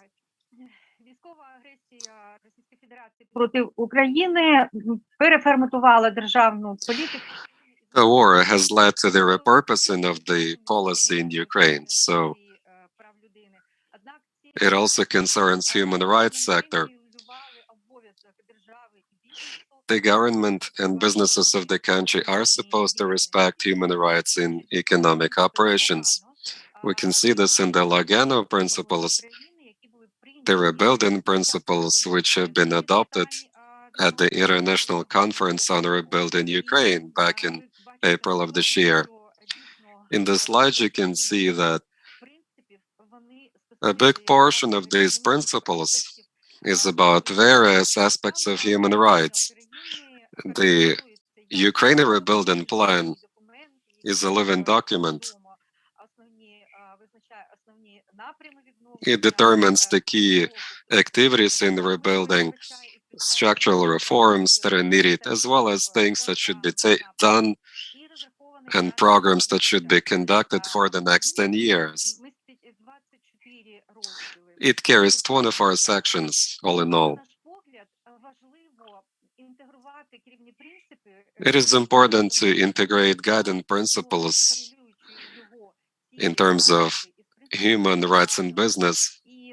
It should be in line with the Lugano principles and goals. And it should be taken care of while developing these practices. It will also be valid in subsequent implementation of this plan for rebuilding Ukraine. Just a few examples of the correlation between the draft rebuilding plan and the guidelines and Lugano principles that can be seen in the following slides. When it comes to rebuilding and economic development, we have to consider procurement policy. Exporters have to enjoy finance. Grants and loans should be done to introduce digital technologies.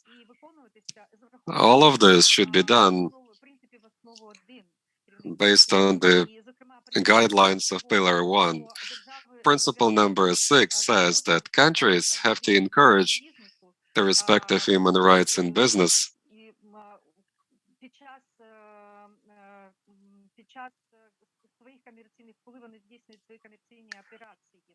while implementing their commercial transactions. There is a section on environmental safety, and this should be done based on Sustainable Development Principle, Lugano Principle, and Corporate Responsibility Principle. Principle 18 speaks about a need for supporting the procedure of due diligence. So they have to assess the risks of human rights and also the need to identify potential and actual ill effects on human rights. Businesses have to see if they directly affect human rights or indirectly, which might happen in the course of operations. So guidelines have to be fully integrated with the Ukraine rebuilding plan. There should be a link established between the principles of Lugano and the rebuilding plan and the guidelines. It goes beyond the labor rights. We also have to consider the reforms of the financial system. Taxation affects equality and discrimination. Resources have to be distributed inside the country and among the countries. It will help mitigate social inequality and other types of inequalities. So there is a need to protect human rights against violation from the third parties, including businesses.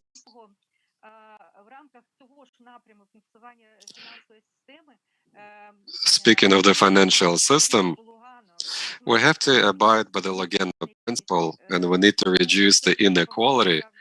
We need to enable more respect of human rights. Financial sector institutions have to abide by the Principle 13 of the Pillar 2. They are key for corporate respect of human rights.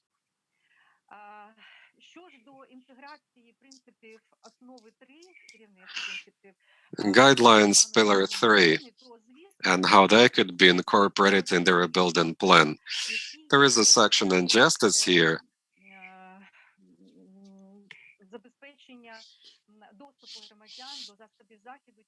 People have to have access through accessible and fair trial.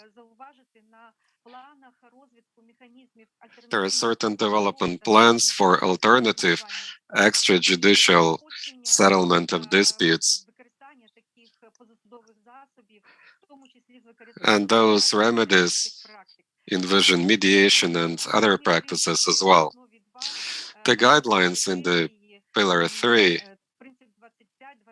have Principle 25, 26, and 27. And it's about what the government should be doing.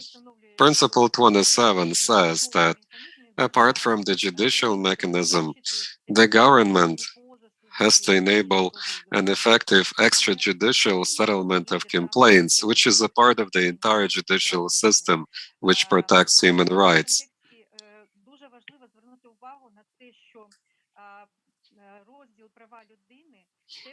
The section on human rights also features an important thing, which is strengthened institutional capacities of the Commissioner of Human Rights. So the idea is to improve the quality of the institution in line with the Paris Principles and Edinburgh Declaration. So extrajudicial mechanism for protecting human rights should be there if the human rights have been breached by businesses.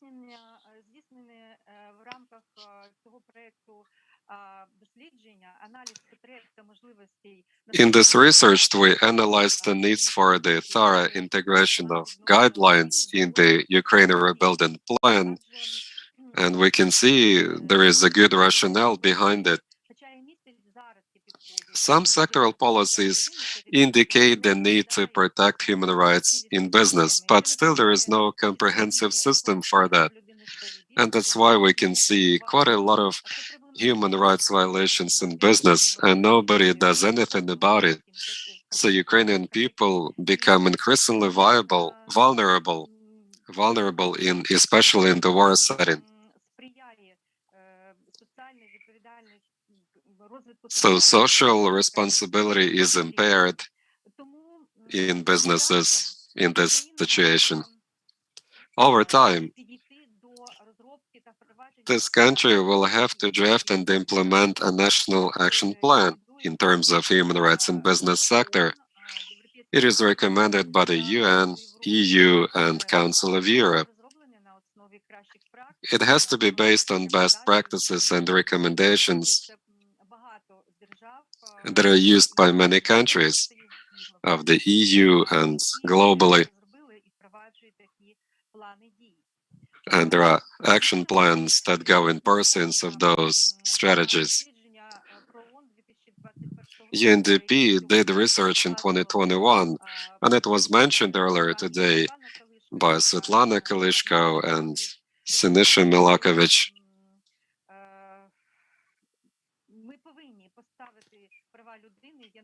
So human rights should be in the center of all rebuilding plans. Expert findings suggest that UN guidelines on human rights in business and responsible social behavior in Ukraine, the idea of all that is to mitigate the ill effects of the war. Progress has to be achieved in all SDG indicators. Ukraine has to be integrated with the EU, and all of this can happen if we abide by the human rights principle in business. There will be direct foreign investments, there will be access to regional and other loans, decent jobs will be created, and then there will be less migration happening. People will enjoy more livelihoods and business opportunities. There will be better women's empowerment, and there will be less poverty.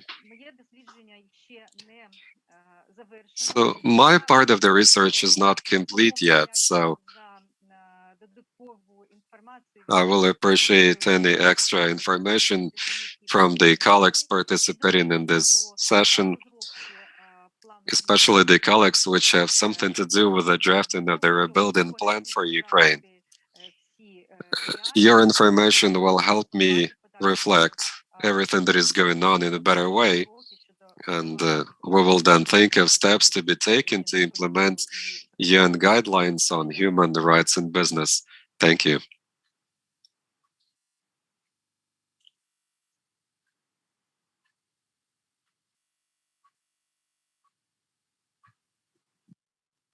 Так, дуже дякуємо, пані Алевтино, і ми відразу... Це в мене проблеми? Пані Алевтино, можете відключити звук, якийсь шум? І ми відразу тоді переходимо до наступної сесії. Я відразу хочу попросити наших... Okay, thank you, Aleftina. Let's move on to the next session. And I'd like for the panelists to be brief if possible, because we've got about 1 hour to go. In the Global Forum of the UN, each presenter has 3 minutes to go. So everybody kind of practices before the session in order to stick to that time limit. We offer a bit more time, so everybody will have like 5 minutes to answer a question or to make a point. I'd like to put my first question to Nikolai Sinderby, the Senior Advisor in Democracy and Human Rights in the UN. Nikolai managed the research last year on business and human rights in Ukraine. He is aware of the context.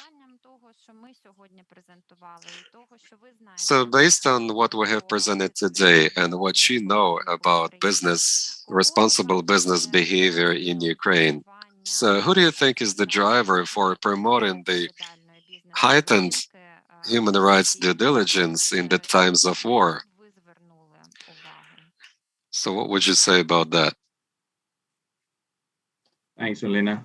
And let me also thank you, all the speakers before me, for excellent presentation, as well as for Japan and the government of Ukraine to take this forward. This is really, really relevant and very timely, given the contextual challenge in Ukraine. I think, yes, as you said, last year, and it's been mentioned also just before by Ala, we conducted a number of qualitative research, and I'm happy that all of the researchers are here on board now, the new phase. So basically, we have a picture of the human rights and business and human rights challenges up to January this year.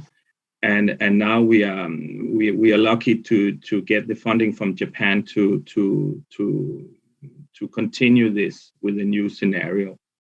I think basically a lot of the challenges that we identified with our qualitative studies, both with regard to rights holders and duty bearers and businesses last year, remains the same in terms of little awareness, a need to really uptake, on UN guiding principles.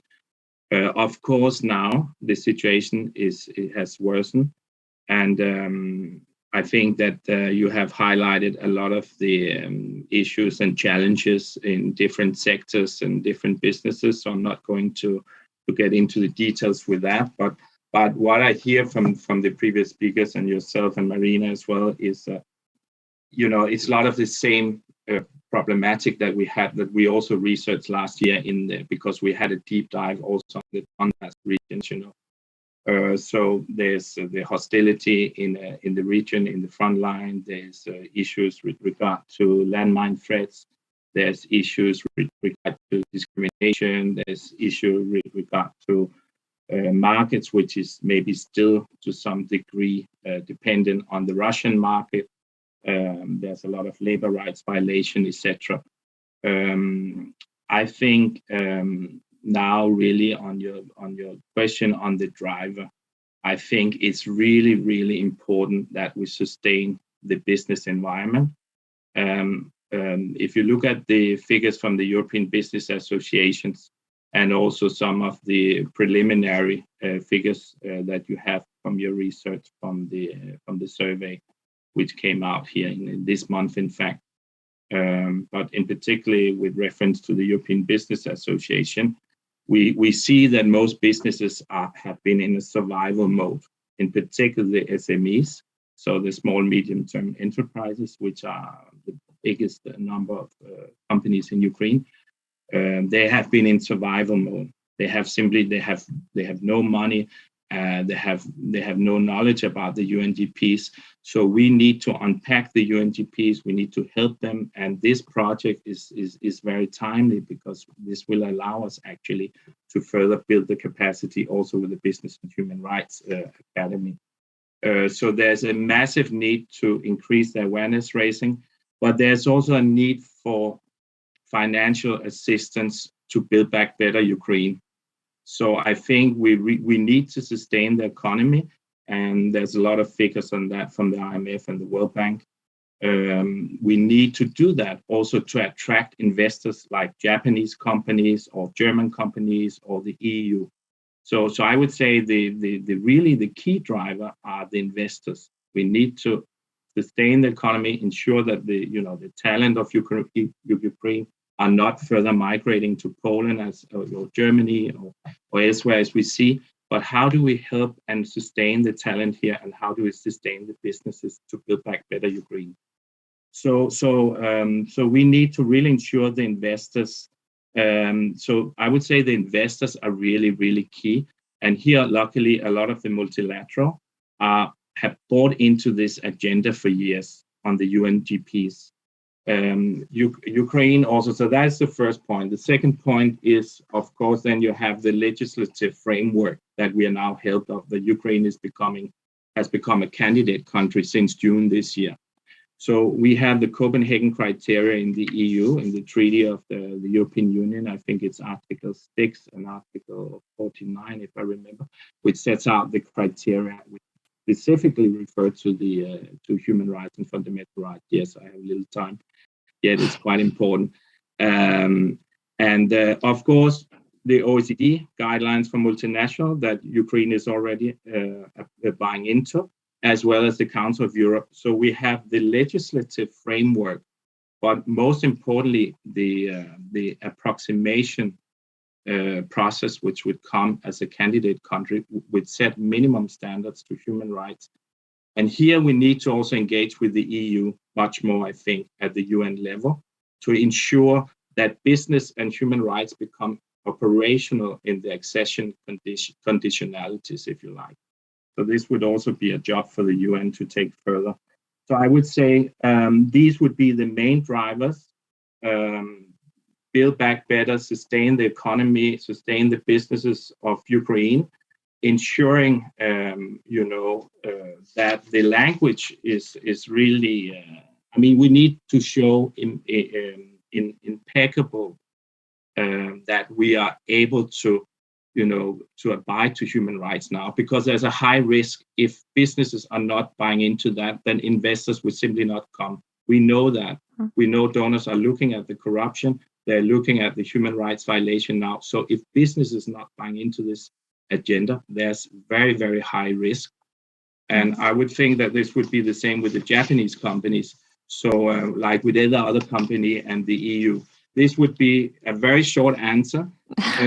Do I have more time, or did I go? No, actually, you are showing a very good example for other speakers. Thank you. Thank you very much. Пані Олено Колобродова, якраз... Okay, Olena Kolobrodova. Nikolai has just spoken of the need to increase awareness. Tell us about the role of the Secretariat of the Human Rights Commissioner in this.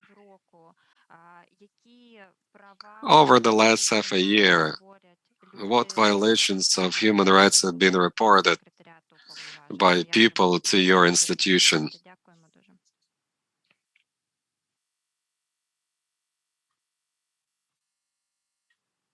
Пані Олена. Так, вітаю. Вітаю, шановні колеги. Маю приємність бути тут. Hello, I'm happy to be a part of this discussion today.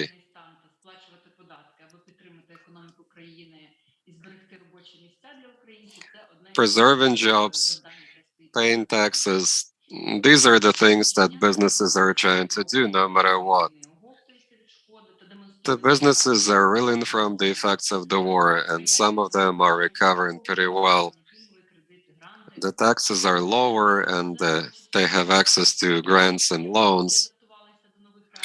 Some companies have been able to adapt to new realities, and they keep offering essential products and services to people in spite of continued shelling. Some businesses chose to relocate. There have been logistical issues as well. It's going to be hard to win the war without functioning businesses. На сьогодні повноцінно функціонують десь 60% компаній. About 60% of companies are operational, some are partly operational. 5% temporarily suspended their operations, 1% have totally finished working. Right before the war, we had about 150,000 new businesses. 132,000 are individual entrepreneurs, SMEs have changed their ways when the war began. We can see people doing retail sales for the most part. They account for 30% of all individual entrepreneurs and self-employed people. There have been new companies that register as legal entities. Some of them offer social aid, they do wholesale trade. Some of them are NGOs. That statistics suggest that many Ukrainians, even in the wartime, are ready to assume responsibility, and they create jobs for other people. And state-run companies have to be a real help. Existing support mechanisms only address some of the problems. The situation is evolving rapidly, so you get new challenges coming up, and you have to take them on board. The effective martial law affects the employment in these companies. The Ombudsman's office received a lot of complaints in this regard. Employment relations are also problematic. Some people left for foreign countries. The employers might think of investments in the course of the martial law, but sometimes the operations are such that some work cannot be done distantly. Some people have been mobilized, and that's why they cannot work. So in that case, an employer can temporarily hire somebody else and make a contract with them till the end of the martial law or till the previous worker has come back. In the martial law, you can make people work through weekends and on red letter days. They can be made work longer. Even women can work in some untypical jobs.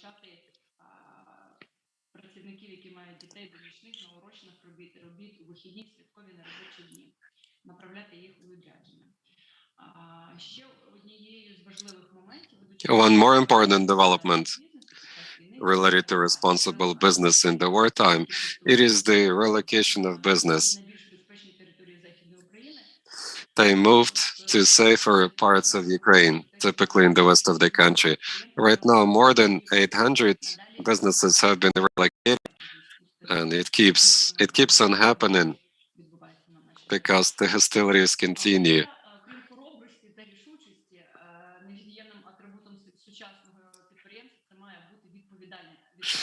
Businesses have to be responsible in whatever they do. They have to respect human rights, which includes assessing actual and potential risks of ill effects on human rights. They have to address the risks related to human rights, and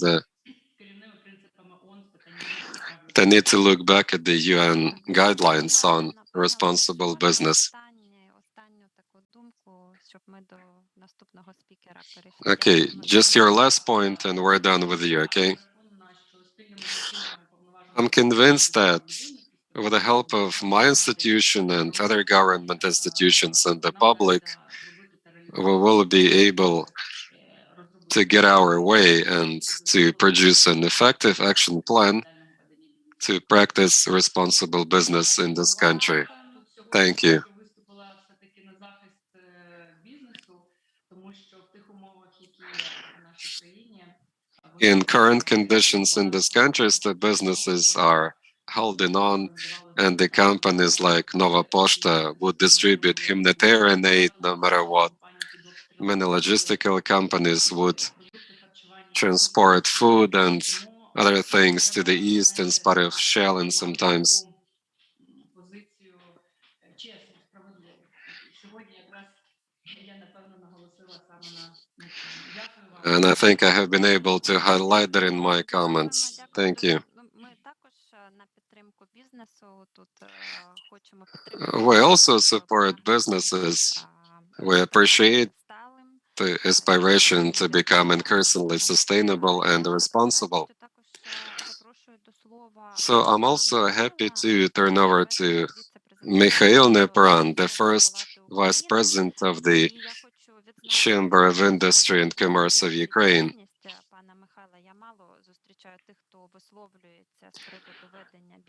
I seldom see the people who speak about doing business in the occupied territories openly. But in some interviews, I have heard what you said about that. Пане Михайле, будь ласка, прокоментуйте це таке чутливе, болісне питання. So tell us more about the sensitive issue, which is the business operations in the occupied territories.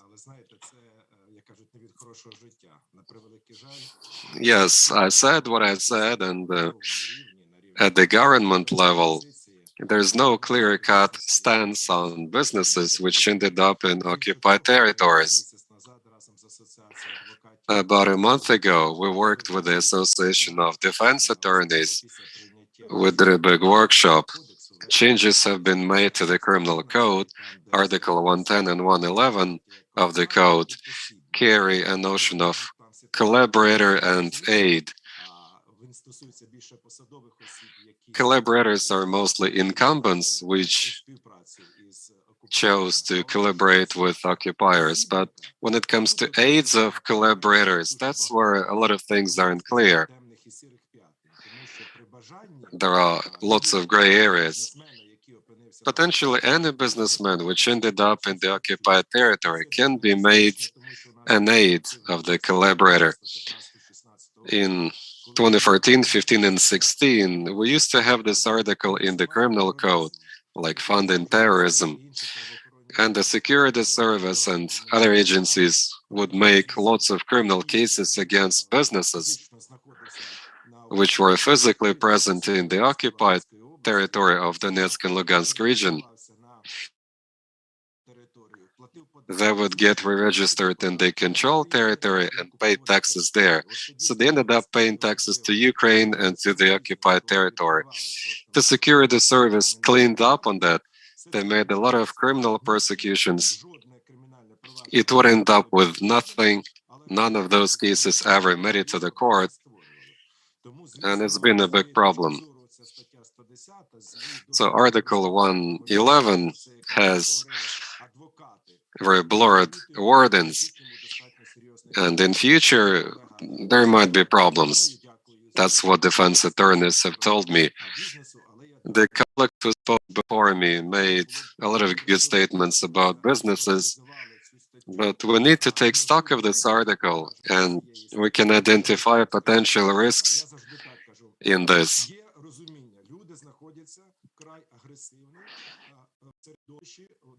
People are found in a very aggressive setting in the occupied territories.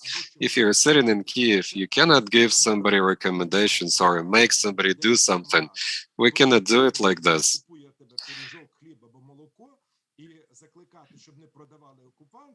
You do your business in the territory that has been captured, and you can't stop doing your business there. It doesn't matter who you sell your products to. Because if you refuse to do what you're doing, you may end up getting killed. So human life is the major value. I always keep in touch with my colleagues in Kharkiv and Kherson region, and we see what's happening to them out there. So you have to register. If you don't do it, there will be somebody else working there. We met with certain people who produced first-hand information. The president has made an ordinance to draft a law on the amnesty of businesses which ended up in occupied territories. We believe this would be quite a way to go to help businesses get rid of those problems. Some businesses volunteered to collaborate, they took part in tenders, that's one thing. But in many cases, people had some small business here and there, and they kept that business just to survive. If you employ 3,000-4,000 people, then you have to either shut down your operations or figure out a way to continue working. But what about 3,000 employees that depend on this company? So if the company leaves, then how are we going to help those 3,000 employees? So I think the overall amnesty for the businesses in occupied territories would be the best option. If some collaboration facts are proven, which means the company chose to work with the occupiers, they took part voluntarily in the tenders and so on, that would be a totally different story. Thank you for that. Back on Friday, I spoke with the European Network of National Institutions of Human Rights, and the first question was about business and collaborationism, especially in the territories which are occupied right now. So I fully agree. We have to think of this, and we need to address this matter in our research as well. Thank you for your comments. With this, I'd like to turn over to Solomia Starosolska, the Deputy Chair of the State Regulatory Service on Digital Development and Transformation of Ukraine. Very often we say that the government is trying to make it easier for business. It mitigates requirements in business and the staff of companies. But your service seems to be going in a different way. The regulatory service is trying to reduce the government regulation of business. Tell me how it works, and have you had any success with that?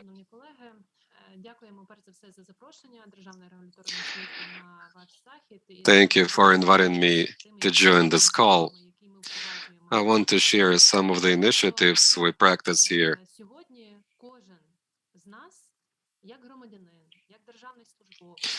All of us, as citizens, incumbents, business people, or in some other qualities, they all have seen tremendous challenges. Most of the public servants have been able to remain professional throughout this time. They have been able to propose new ideas to stimulate business development in the country as much as possible. As colleagues previously suggested, there is a recovery plan which was presented on the 4th of July of this year in Lagano. It was done by the Prime Minister of Ukraine and his team. Many experts and public servants co-drafted this piece. My service took part in that too. We served on 4 working groups. As a result, the plan features 20 initiatives of ours, and it would allow businesses to operate efficiently in this country. And it would make it easier for supervisory agencies to do their job, so everybody would be able to work efficiently. Businesses would operate, and government institutions will supervise them in a particular way.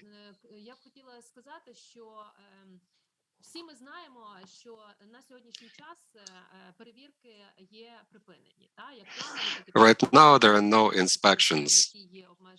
All of them are suspended. By law, we could do unscheduled inspections, but we never do it. Everybody speaks of the need to optimize the government institutions because they use the government budget unpurposefully sometimes. We started a project which reviews the functions of licensing and supervisory agencies. And we will see if we need to cut down on the number of these agencies. We might actually review their job descriptions or optimize things they do. I guess that would be a better way. So that's one of the initiatives that you see in the recovery plan. We also believe that we need to set a single set of rules of the game throughout the country. The war has allowed to see us all of the shortcomings in existing regulations. We need to see what's the better way now. So we have to digitalize certain processes, because sometimes the shortcomings are found in the processes, and that's why government agencies cannot do a better job. So there is a need to digitalize certain tasks and functions, and I can tell you of some. So we need to develop a regulatory portal in order to monitor how regulatory acts are drafted. Then we need to come up with the licensing portal, which will allow us to see all of the market access tools in one spot.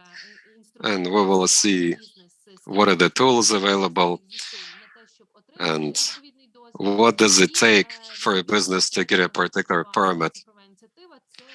And the third initiative is to launch new inspection portal. If you ever took part in the inspections, you know that most of the funds are spent on business trips of inspectors and the production of paperwork. In the wartime, it's not realistic, so we want to abandon this. Our key objective is to launch online inspections, allowing entrepreneurs to show their paperwork online, and the inspector in their workplace will be able to look through the paperwork. If they need to go and visit the site, then they can do it.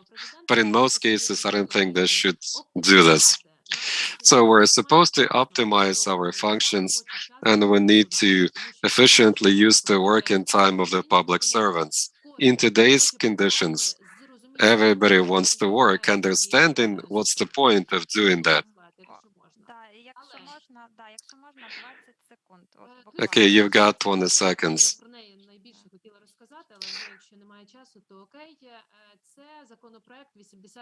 There's a draft law 8558, which was registered with the Supreme Council yesterday. We had 1,200 market access instruments. We can reduce it to 600.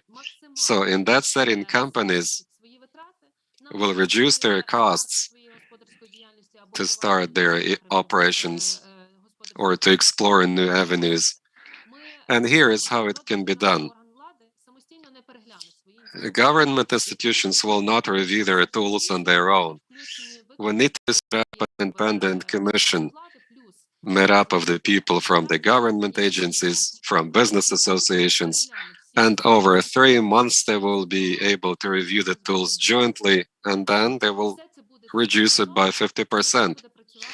All of that will be digitalized, and there will be 3 key institutions working on it: Ministry of Economy, Ministry of Digitalization, and the State Regulatory Service. So we would like to ask everybody to pitch in, and your proposals and comments are welcome. Some of you may have had some success stories or failures with this, so we can discuss it all. I'm speaking of all sectors.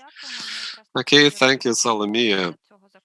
So we will include this review in our research. With this, I'm turning over to Yevgeny Shepotko, the Deputy Executive Director of Ukraine Invest. He's one of the founding fathers of business and human rights in Ukraine. Hello, Yevgeny. Nice to meet you. So tell me where it's at with the investment climate in Ukraine. Is it possible to invest in a business which doesn't have the human rights policy and doesn't do the heightened due diligence? Hello, everybody.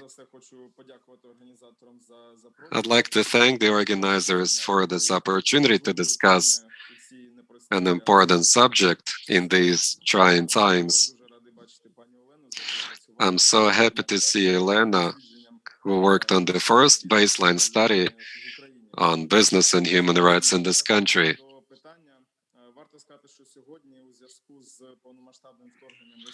Today, because of the full-blown invasion in Ukraine, Ukraine is considered as a potential venue for investments in the upcoming rebuilding and recovery. Previously, foreign investors looked at Ukraine in terms of the benefits they could get here, like relatively cheap yet qualified workforce, geographic location, access to sales markets. But today, one of the key factors is the investment capacities, which could help rebuild the country.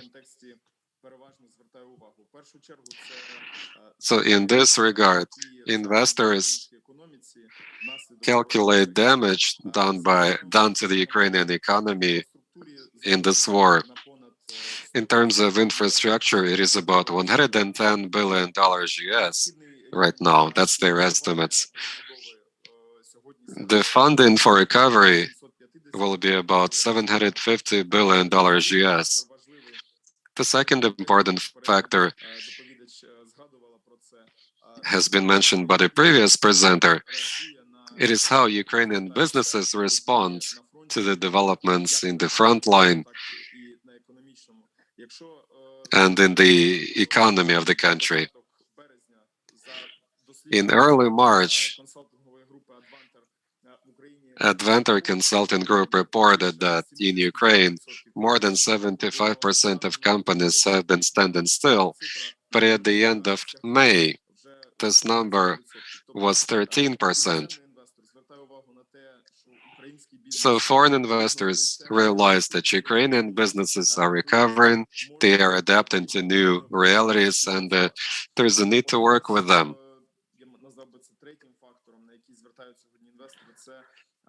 The third factor investors look at is this. There are particular needs for funding in order to continue operations and explore new avenues. Also, there is a need to operate for the better future, and the SME sector is keen on that. According to Adventure Group, $530,000, that's what is needed by small companies. The medium-sized companies need $3.8 million. So these are the key factors that foreign investors look at. And in Ukraine, they will look for opportunities to join the rebuilding of the country, especially in the post-war period.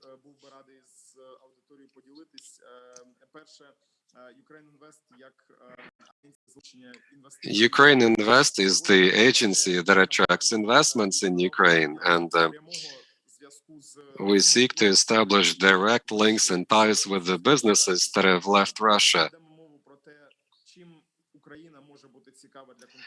We tell them what can be of interest to them in Ukraine.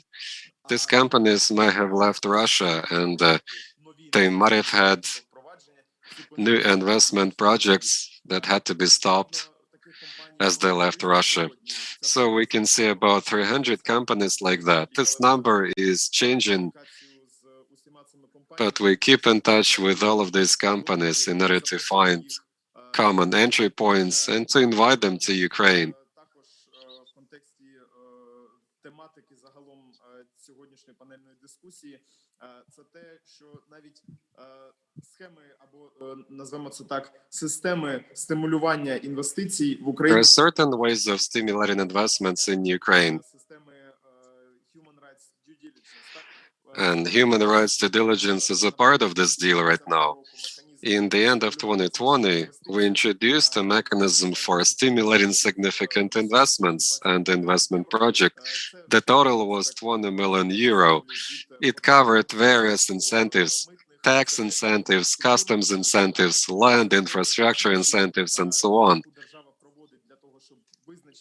The country does a certain assessment in order to see if a particular project matches the requirements of the law and carries particular incentives, and human rights due diligence is a part of that as well. They need to make sure that the project produces benefits to the locals living there, and that benefit should exceed the damage that has been done. So right now, Ukraine has got something to attract investors into its economy. In certain sectors, there are investors willing to rebuild Ukraine,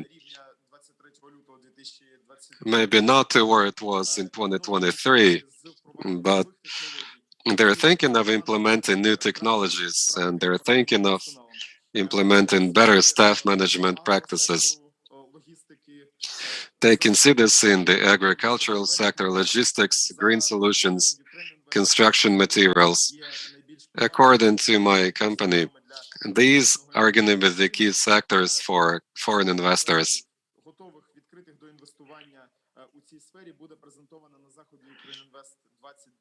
Ukraine Invest is doing an event on the 29th called Rebuilding Ukraine with the Private Sector, and that's where there's going to be potential investors from across the world debating potential projects in this country. They will be presenting information, and they will tell us if Ukraine is ready to attract investments under particular projects. Thank you for the invitation. I'll be ready to field any questions. Thank you very much, Evgeny. Give us more updates in the chat about this upcoming event. I think it's going to be an interesting one. I'd like to thank all of the participants in this discussion who were pressed for time. So yes, we need to keep getting together and discuss all of that in more detail. Before we move on to the next session, let's do a quick opinion sampling.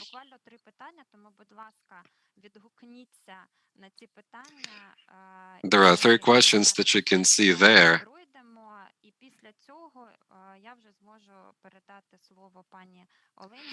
So we'll answer those 3 questions, and then I'm going to turn over to Olena Mitnik and Sinisha Milotovich and Irina Fedorovich.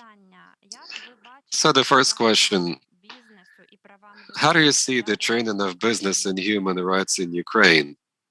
Тобто навчання бізнесу і правам людини зараз в Україні ніяк, бо це не на часі, тільки вживу, тільки в онлайн. You can see the options in the screen. You can choose one of them. If you choose option number 4, others, then describe your choice in the chat just to let us know what other options can you think of.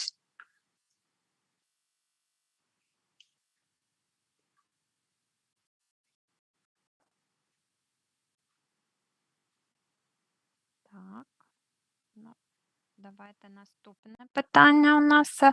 Кому можуть бути цікаві теми бізнесу і прав людини? Next question. Who might be interested in the BHR topics in Ukraine? Має бути цільовою аудиторією. Тільки великий міжнародний бізнес, тільки великі The options are in the screen. займаються експортом, лише громадянське суспільство, державні службовці, інше. Також, якщо ви обираєте інше, будь ласка, в чаті зазначте. And again, if you choose other, then Який варіант ваш? let us know what is other. Describe your option.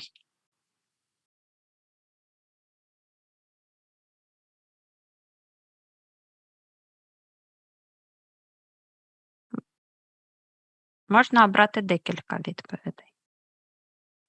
You can choose a few options, by the way. Правда, вони виключають одна одну, якщо тільки і лише, але так, добре. Ми бачимо, це питання більш активно, да, відповідаєте. І які теми з бізнесу та прав людини зараз найактуальніші? And the next question, which BHR issues are the most topical in this kind of training? So you're welcome to check out the options in the screen.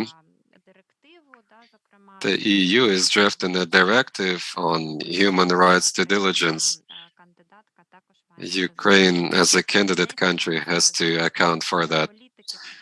Non-financial statements, human rights policy, due diligence, other.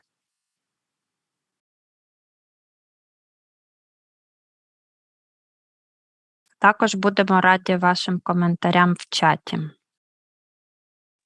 We would appreciate your comments in the chat. Я дуже дякую тим, хто встиг взяти участь. Ми так дуже швидко проводимо це опитування. Thank you guys for taking part in this poll, and в напрямку наших думок. this should allow us to see where it's at and what you're thinking. So with this, I'm turning over to Elena Mitnick, who will moderate the next session.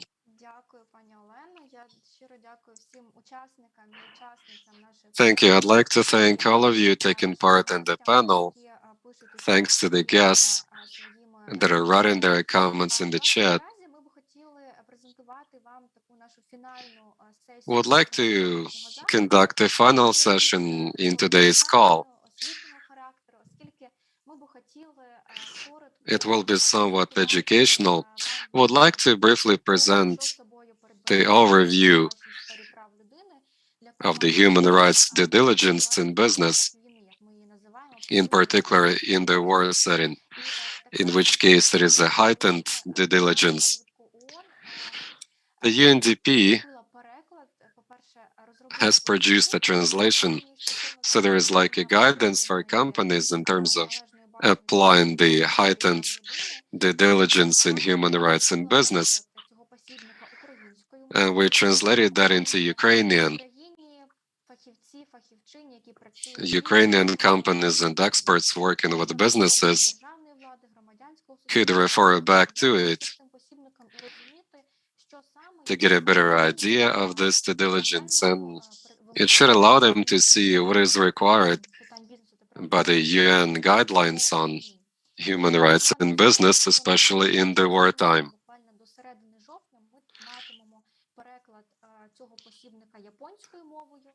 Somewhere around mid-October, we're going to get this translated into Japanese, and we'll be able to present that translation to the Japanese companies operating in this country and outside this country.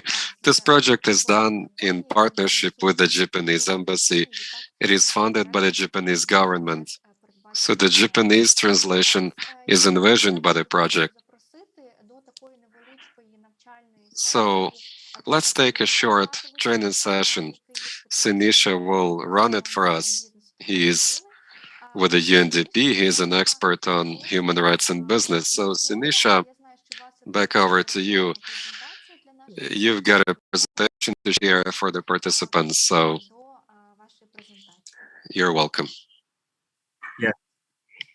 Thank you, Elena. First of all, thank you and great job on translating the guide. I'm just looking at the Ukrainian webpage. Sorry for my pronunciation. Поглиблена процедура належної обачності, etc., etc. Sorry, I'm just impressed it's already out there. So that's great. Let me see if I can find the presentation. I know it's been 2 hours and so on, a bit of this, so I'm going to try and keep it, well, interesting if nothing else. So essentially, you know, as Elena mentioned and as both Elena's mentioned, we unfortunately in Ukraine there is a duty to carry out so-called heightened human rights due diligence because obviously of the terrible circumstances in which your country finds itself in and the aggression it's subject to.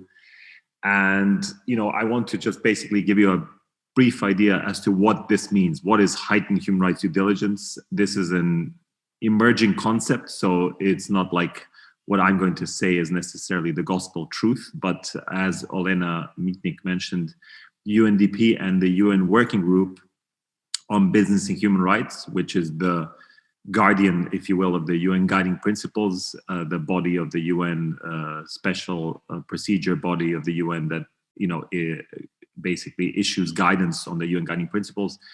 We issued together a guide on heightened human rights due diligence this year, and the translation was just put up in the chat by Olena. The translation into Ukrainian, we're working on the translation into Japanese, as well as into other languages, French, Spanish, and so on.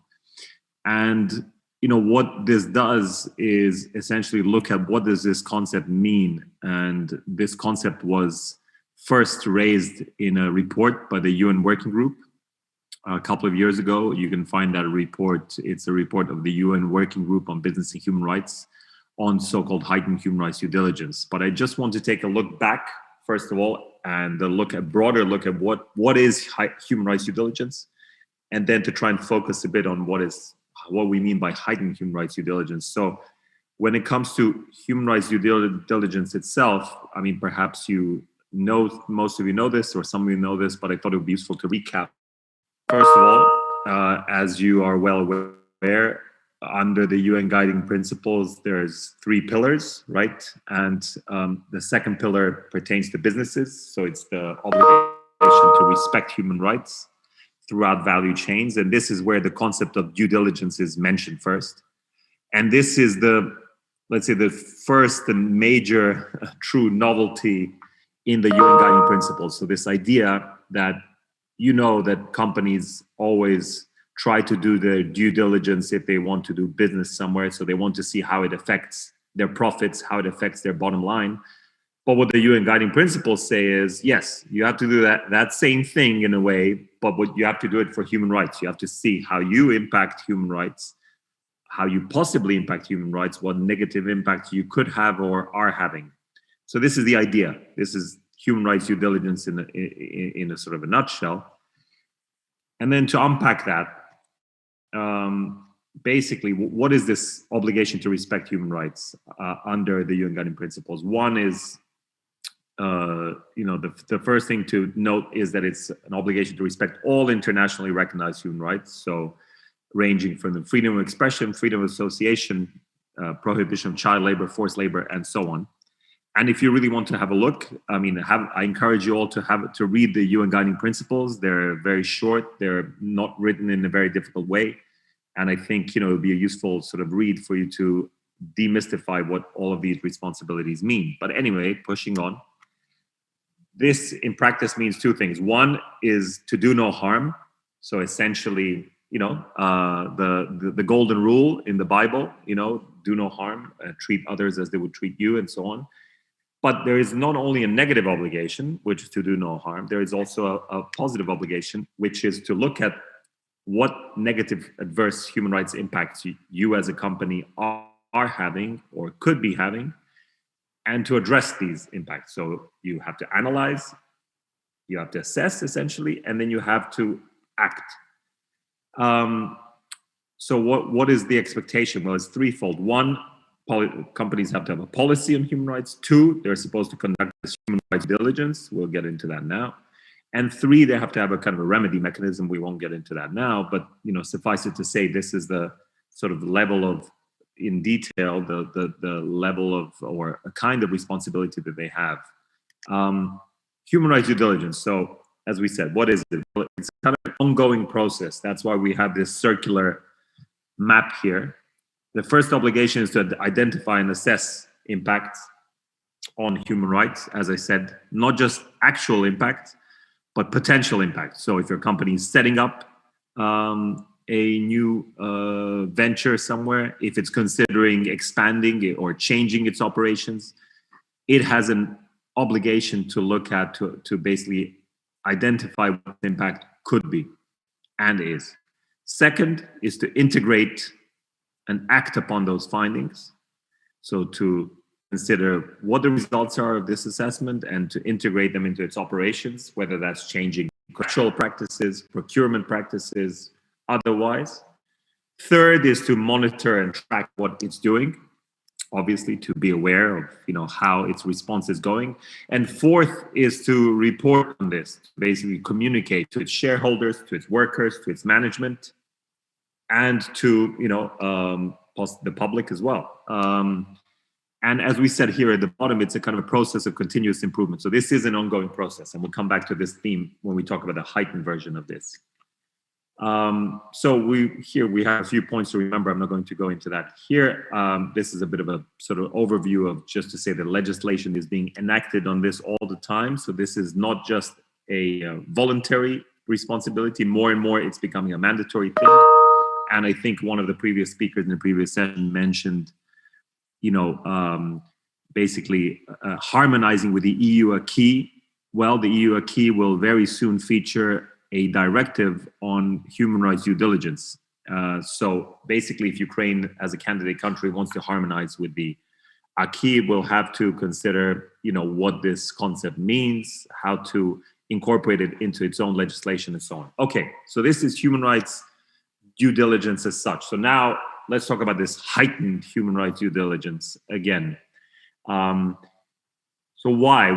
What does it mean? I mean, essentially, what is heightened about all this? Well, the UN Guiding Principles are built around the concept of proportionality. So basically, what this means is the higher the risk that, facing a company or that a company could be contributing or causing human rights abuses, the more complex the processes required of it, essentially. So this is a kind of a starting point. So because the risk of gross human rights abuses is heightened in conflict-affected areas, the risk that a company could be contributed to crimes against humanity, genocide, what have you, action by states and due diligence by businesses should be heightened accordingly, essentially. And this is from the UN Working Group on Business and Human Rights, its report. And this obligation particularly is relevant for businesses. They are particularly required to carry out heightened human rights due diligence. So when it comes to where should heightened human rights due diligence be carried out? Well, it should be carried out according to the guide that we issued and according to the UN Working Group in conflict-affected contexts. These are obviously armed conflicts and situations of widespread violence. Needless to say, Ukraine obviously qualifies, but it also matters, you could sometimes have contexts where a certain region of a country is affected by widespread violence and another region is not. These could include civil war, interstate violence, armed insurrections, violent extremism, even, let's say, widespread terrorism. For instance, we had a lot of these arguments as to where this should apply, and it's really about, looking at a kind of a broader picture of what is a conflict-affected context. And what this means is that in these contexts, as we call them, businesses, remember how before we said businesses have to respect international human rights law. Well, in conflict-affected contexts, they have to respect international humanitarian law as well. And for those attending that are not familiar with this is the body of law that regulates the conduct of war. So these are the famous Geneva Conventions on a variety of topics, where we're talking about treatment of prisoners of war, what companies may or may not do during wartime, and so on. Needless to say, I'm not going to talk about this in detail, but just to say that, companies have to be aware of this and have to respect not just international human rights law, but also international humanitarian law. So what are the practical consequences of all this? Well, I mean, there's a few of them, but just to boil it down, essentially business needs to identify and assess not only actual or potential impact on human rights as we mentioned before, when we're talking about human rights due diligence, but also its actual or potential impacts on conflict.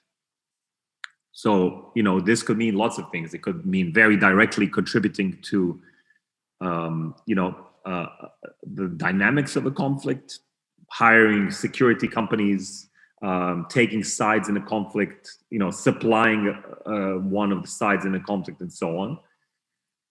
It could mean something subtler and, you know, less direct. For instance, you know, if a company is even unintentionally discriminating in its recruitment and hiring members of a certain ethnic group or political affiliation or whatever, and this then creates a negative dynamic in a conflict. So this then creates a dynamic where, you know, one side feels discriminated against, it feeds into the conflict dynamic, and so on. There's various examples, as I said, more or less direct, you know, and I'd be happy to talk about those, but just to say, as a principle, just to come back, companies should not only think and assess and address their impact on human rights, but also their impact on the conflict itself. So it's also worth pointing out that just because sanctions have been introduced, that's an indicator that a company should carry out heightened human rights due diligence, let's say sanctions against a certain country or what have you. But that doesn't necessarily mean, it's not a substitute for a business to exercise heightened human rights due diligence. So that's point number 2. Point number 3, like human rights due diligence, heightened human rights due diligence should be carried out on an ongoing basis. So this is a process that keeps repeating itself, if you will, because especially in conflict affected areas, because the dynamics change all the time. So in short, what it means is identifying potential and actual impacts on people, meaning on their human rights, as well as context, so as well as the conflict itself. So on the what and how, basically means, first of all, what to do. You should understand the context if you're a business in which you operate. So that means you have to carry out conflict analysis and update it regularly. Now, we can talk about in practice how feasible this is, but this is our guidance. We can talk about, you know, maybe companies that don't have the resource to do this can pool their resources. They can ask bigger companies to do so. You can ask the UN for, you know, help in this process, and so on. So this is not a responsibility that lies solely on companies. It is a responsibility of the company, but we're well aware that most companies have absolutely no expertise when it comes to this. And so, you know, when it comes to carrying out a conflict analysis, we know that they will likely have to pool resources together, ask, you know, organizations like UNDP and others with more expertise in this for help. So that's number 1. Number 2, you have to understand the interaction between your business activities and the context. So you have to, once you have a conflict analysis, you have to look at it, how it fits with your business activities, essentially. You know, what are you doing? Are you helping? I mean, the question of responsible exit has come up. You know, are your taxes helping? Are you providing a service which, you know, is essential, and maybe you should, you know, you as a business are providing an invaluable and essential service, and despite everything, you know, the realization of people's human rights depends on your business, for instance, and so on. Third, understand your impact on human rights, which comes back to a sort of more traditional human rights impact assessment. As I mentioned, that you need to carry out for human rights due diligence. And fourth, to use this understanding to avoid or mitigate negative impacts. So we mentioned this in quite a bit of detail. And so when it comes to when, in the instance of Ukraine, this is not maybe necessarily the most interesting question because it's clearly an example of when, but for broader purposes, you know, here are the questions that you need to consider. Is there, if any of these apply, you should carry out heightened human rights due diligence. So is there widespread non-conventional armed violence taking place? You know, that again could be guerrilla tactics, could be terrorism on a widespread scale, et cetera, et cetera. Is there an international armed conflict between the two sides? Obviously, is there an internal armed conflict, such as a civil war and what have you? Is there a military occupation in a certain area? So there doesn't necessarily have to be violence at that very moment, but if there is a military occupation, then yes. Are there gross human rights violations taking place? And finally, are there early warning signs of any of the above? So are there signs that any of this could happen? Because, frankly, if as a business you're wondering whether to do it, you should do it. You have to think about your impact on a conflict which may be emerging at that very moment. That's it. I hope that wasn't too long, and that you, I understand it's been 3 hours of this, so that you weren't bored or anything. I'll be happy to answer any of your questions. And back to you, Olena. Thank you, Синіша. Дякую, Синіша. Колеги, будь ласка, якщо у вас є запитання стосовно... All right, thank you, Sinisha and colleagues. If you have any questions about heightened due diligence or due diligence in human rights anyway, you're welcome to put your questions in the chat, and Sinisha will be able to address your questions in this session. You can also find a link to the guidance of the UNDP in the chat. It's about heightened human rights due diligence. There's also a link there that takes you to the UN guidelines on human rights in business. This will allow you to get a better idea of human rights in business. I'd like to move on to the next part of this session.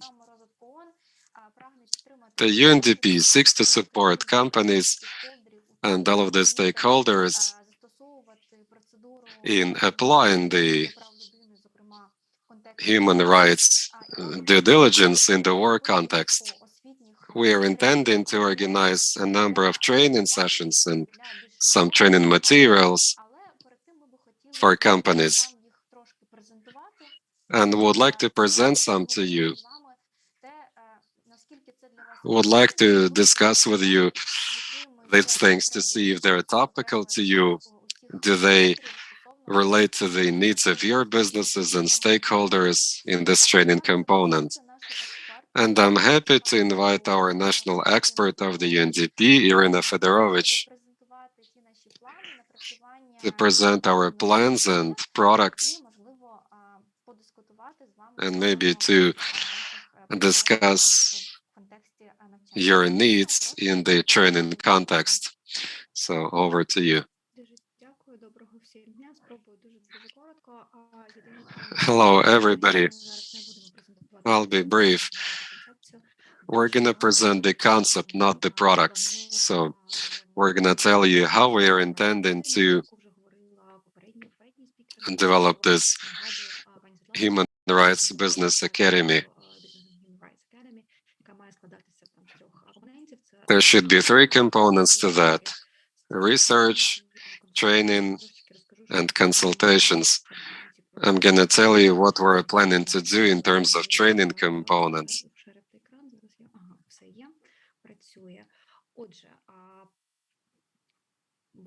Плануючи нашу роботу, ми враховували кілька аспектів. Перше, це про це вже говорили колеги. Проект є глобальним. This is a global project. It covers 17 countries, and some training materials are there, and that they could be used across the board. But every country is specific and peculiar, and we need to tailor some of the materials. We need to tailor them to the needs of that country. That includes Ukraine. People previously said that if all companies knew about the UN guidelines in human rights and business, then it would have been easier to do this. In 2020-2021, the research findings showed us where it's at with the human rights and business in Ukraine. We also covered the partners and suppliers of these companies to see what they know about human rights and business.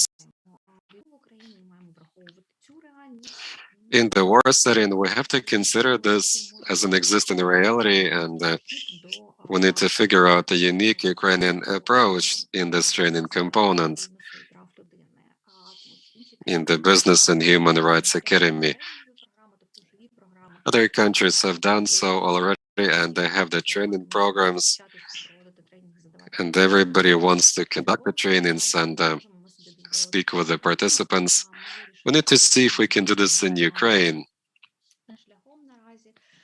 Ми вирішили спробувати зробити, як хтось зазначали в коментарях на ці три прості питання, які ми ставили перед цією сесією. There have been three simple questions that you have seen in this session, and based on that, we could think of approaches.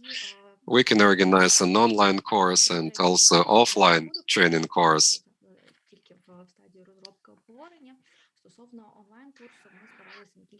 Speaking of the online course,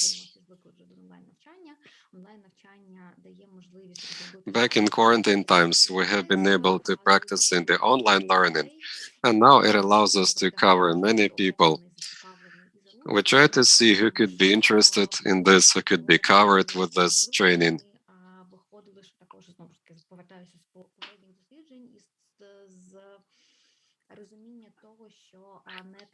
The previous research findings suggest that not too many people know about the human rights in business. They don't know how to practice it in Ukrainian realities. Even decision makers are unaware. The online training could help fill this gap. There are some existing courses on other subjects which are relevant to this. Not all of them are in Ukrainian. There is no overarching course on what is human rights, what are the principles behind it, how businesses blend in with that.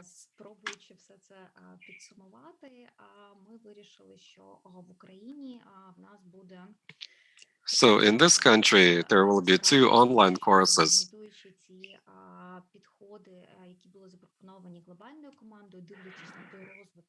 The global team have proposed approaches, and we see what other countries have done in this regard.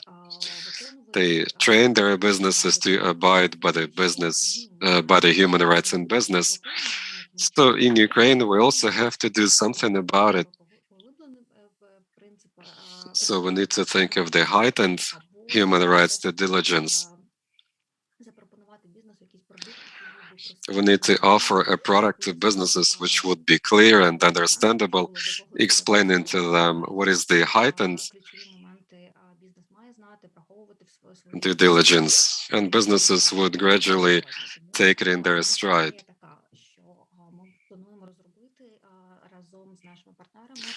So jointly with partners, we're going to produce and present two short online courses, and they will be found on the online platform. Those are going to be basic courses. Businesses and public servants could complete those courses. The population at large could also take those courses. It's going to be a good way of explaining things about human rights and how businesses can do it. So it's going to be like a basic course. Then there's going to be an extended course on due diligence. And in that course, there's going to be a lot of hands-on sessions. We're going to explain the theory and also the showcases from Ukraine. In the second panel, they spoke of current difficulties faced by businesses in this country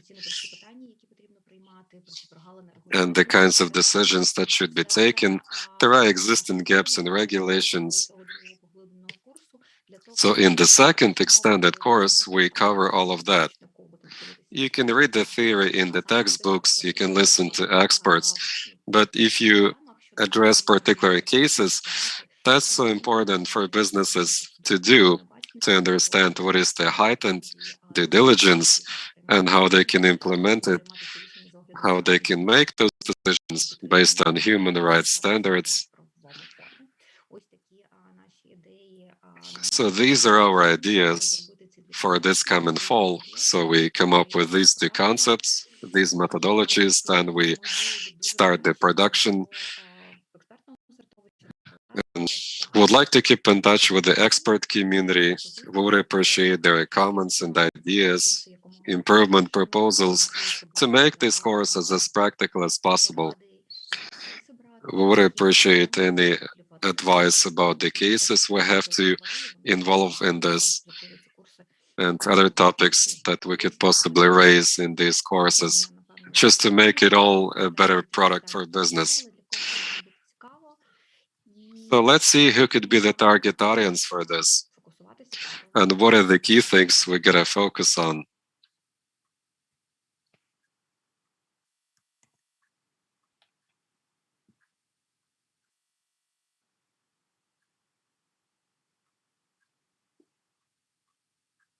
Олена, чи маємо ми час вислухати одну-дві відповіді, якщо в когось Do we have time for a couple of answers? Якщо хтось хоче, ми все ще приймаємо відповіді в чат. Більш того, We receive also answers in the chat, so you could write something later on. I would keep monitoring that. You all will receive the materials of my presentation, so any answers to my question will be more than appreciated. We've got like 5 minutes, I guess. We can briefly discuss the question from Irina. So if you want to make a point, if you want to share your ideas, then you're welcome to do so. You can write them in the chat. You can raise your hand, and then we will be able to hear your point, your answer. And you will be able to share your ideas and thoughts live on the air. So colleagues, if you're with us, you're welcome to tell us something. You can write your comments in the chat. Your feedback is important to us.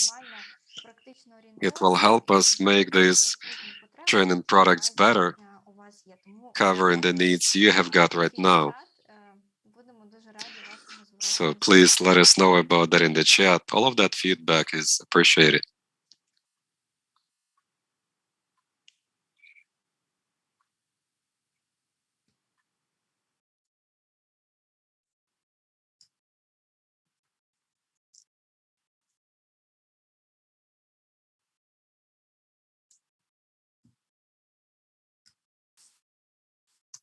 Ну, власне, я дивлюся, що поки що в нас немає в чаті запитань. I didn't see any questions in the chat right now. Let's do this now. So based on the results of these events, we're gonna share all of the materials, all of the presentations we have had today.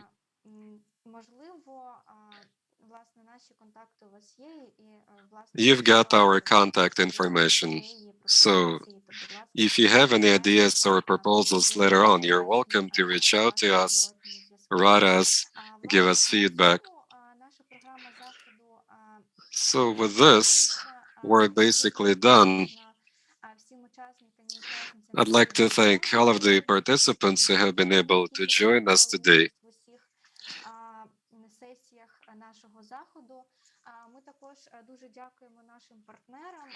We would like to thank our partners, the Japanese Embassy in Ukraine, the Secretariat of the Ombudsman's Office on Human Rights. Thank you for your support, for your partnership, and hopefully further on in this project, we're gonna have a lot more interesting, useful, and topical sessions and events.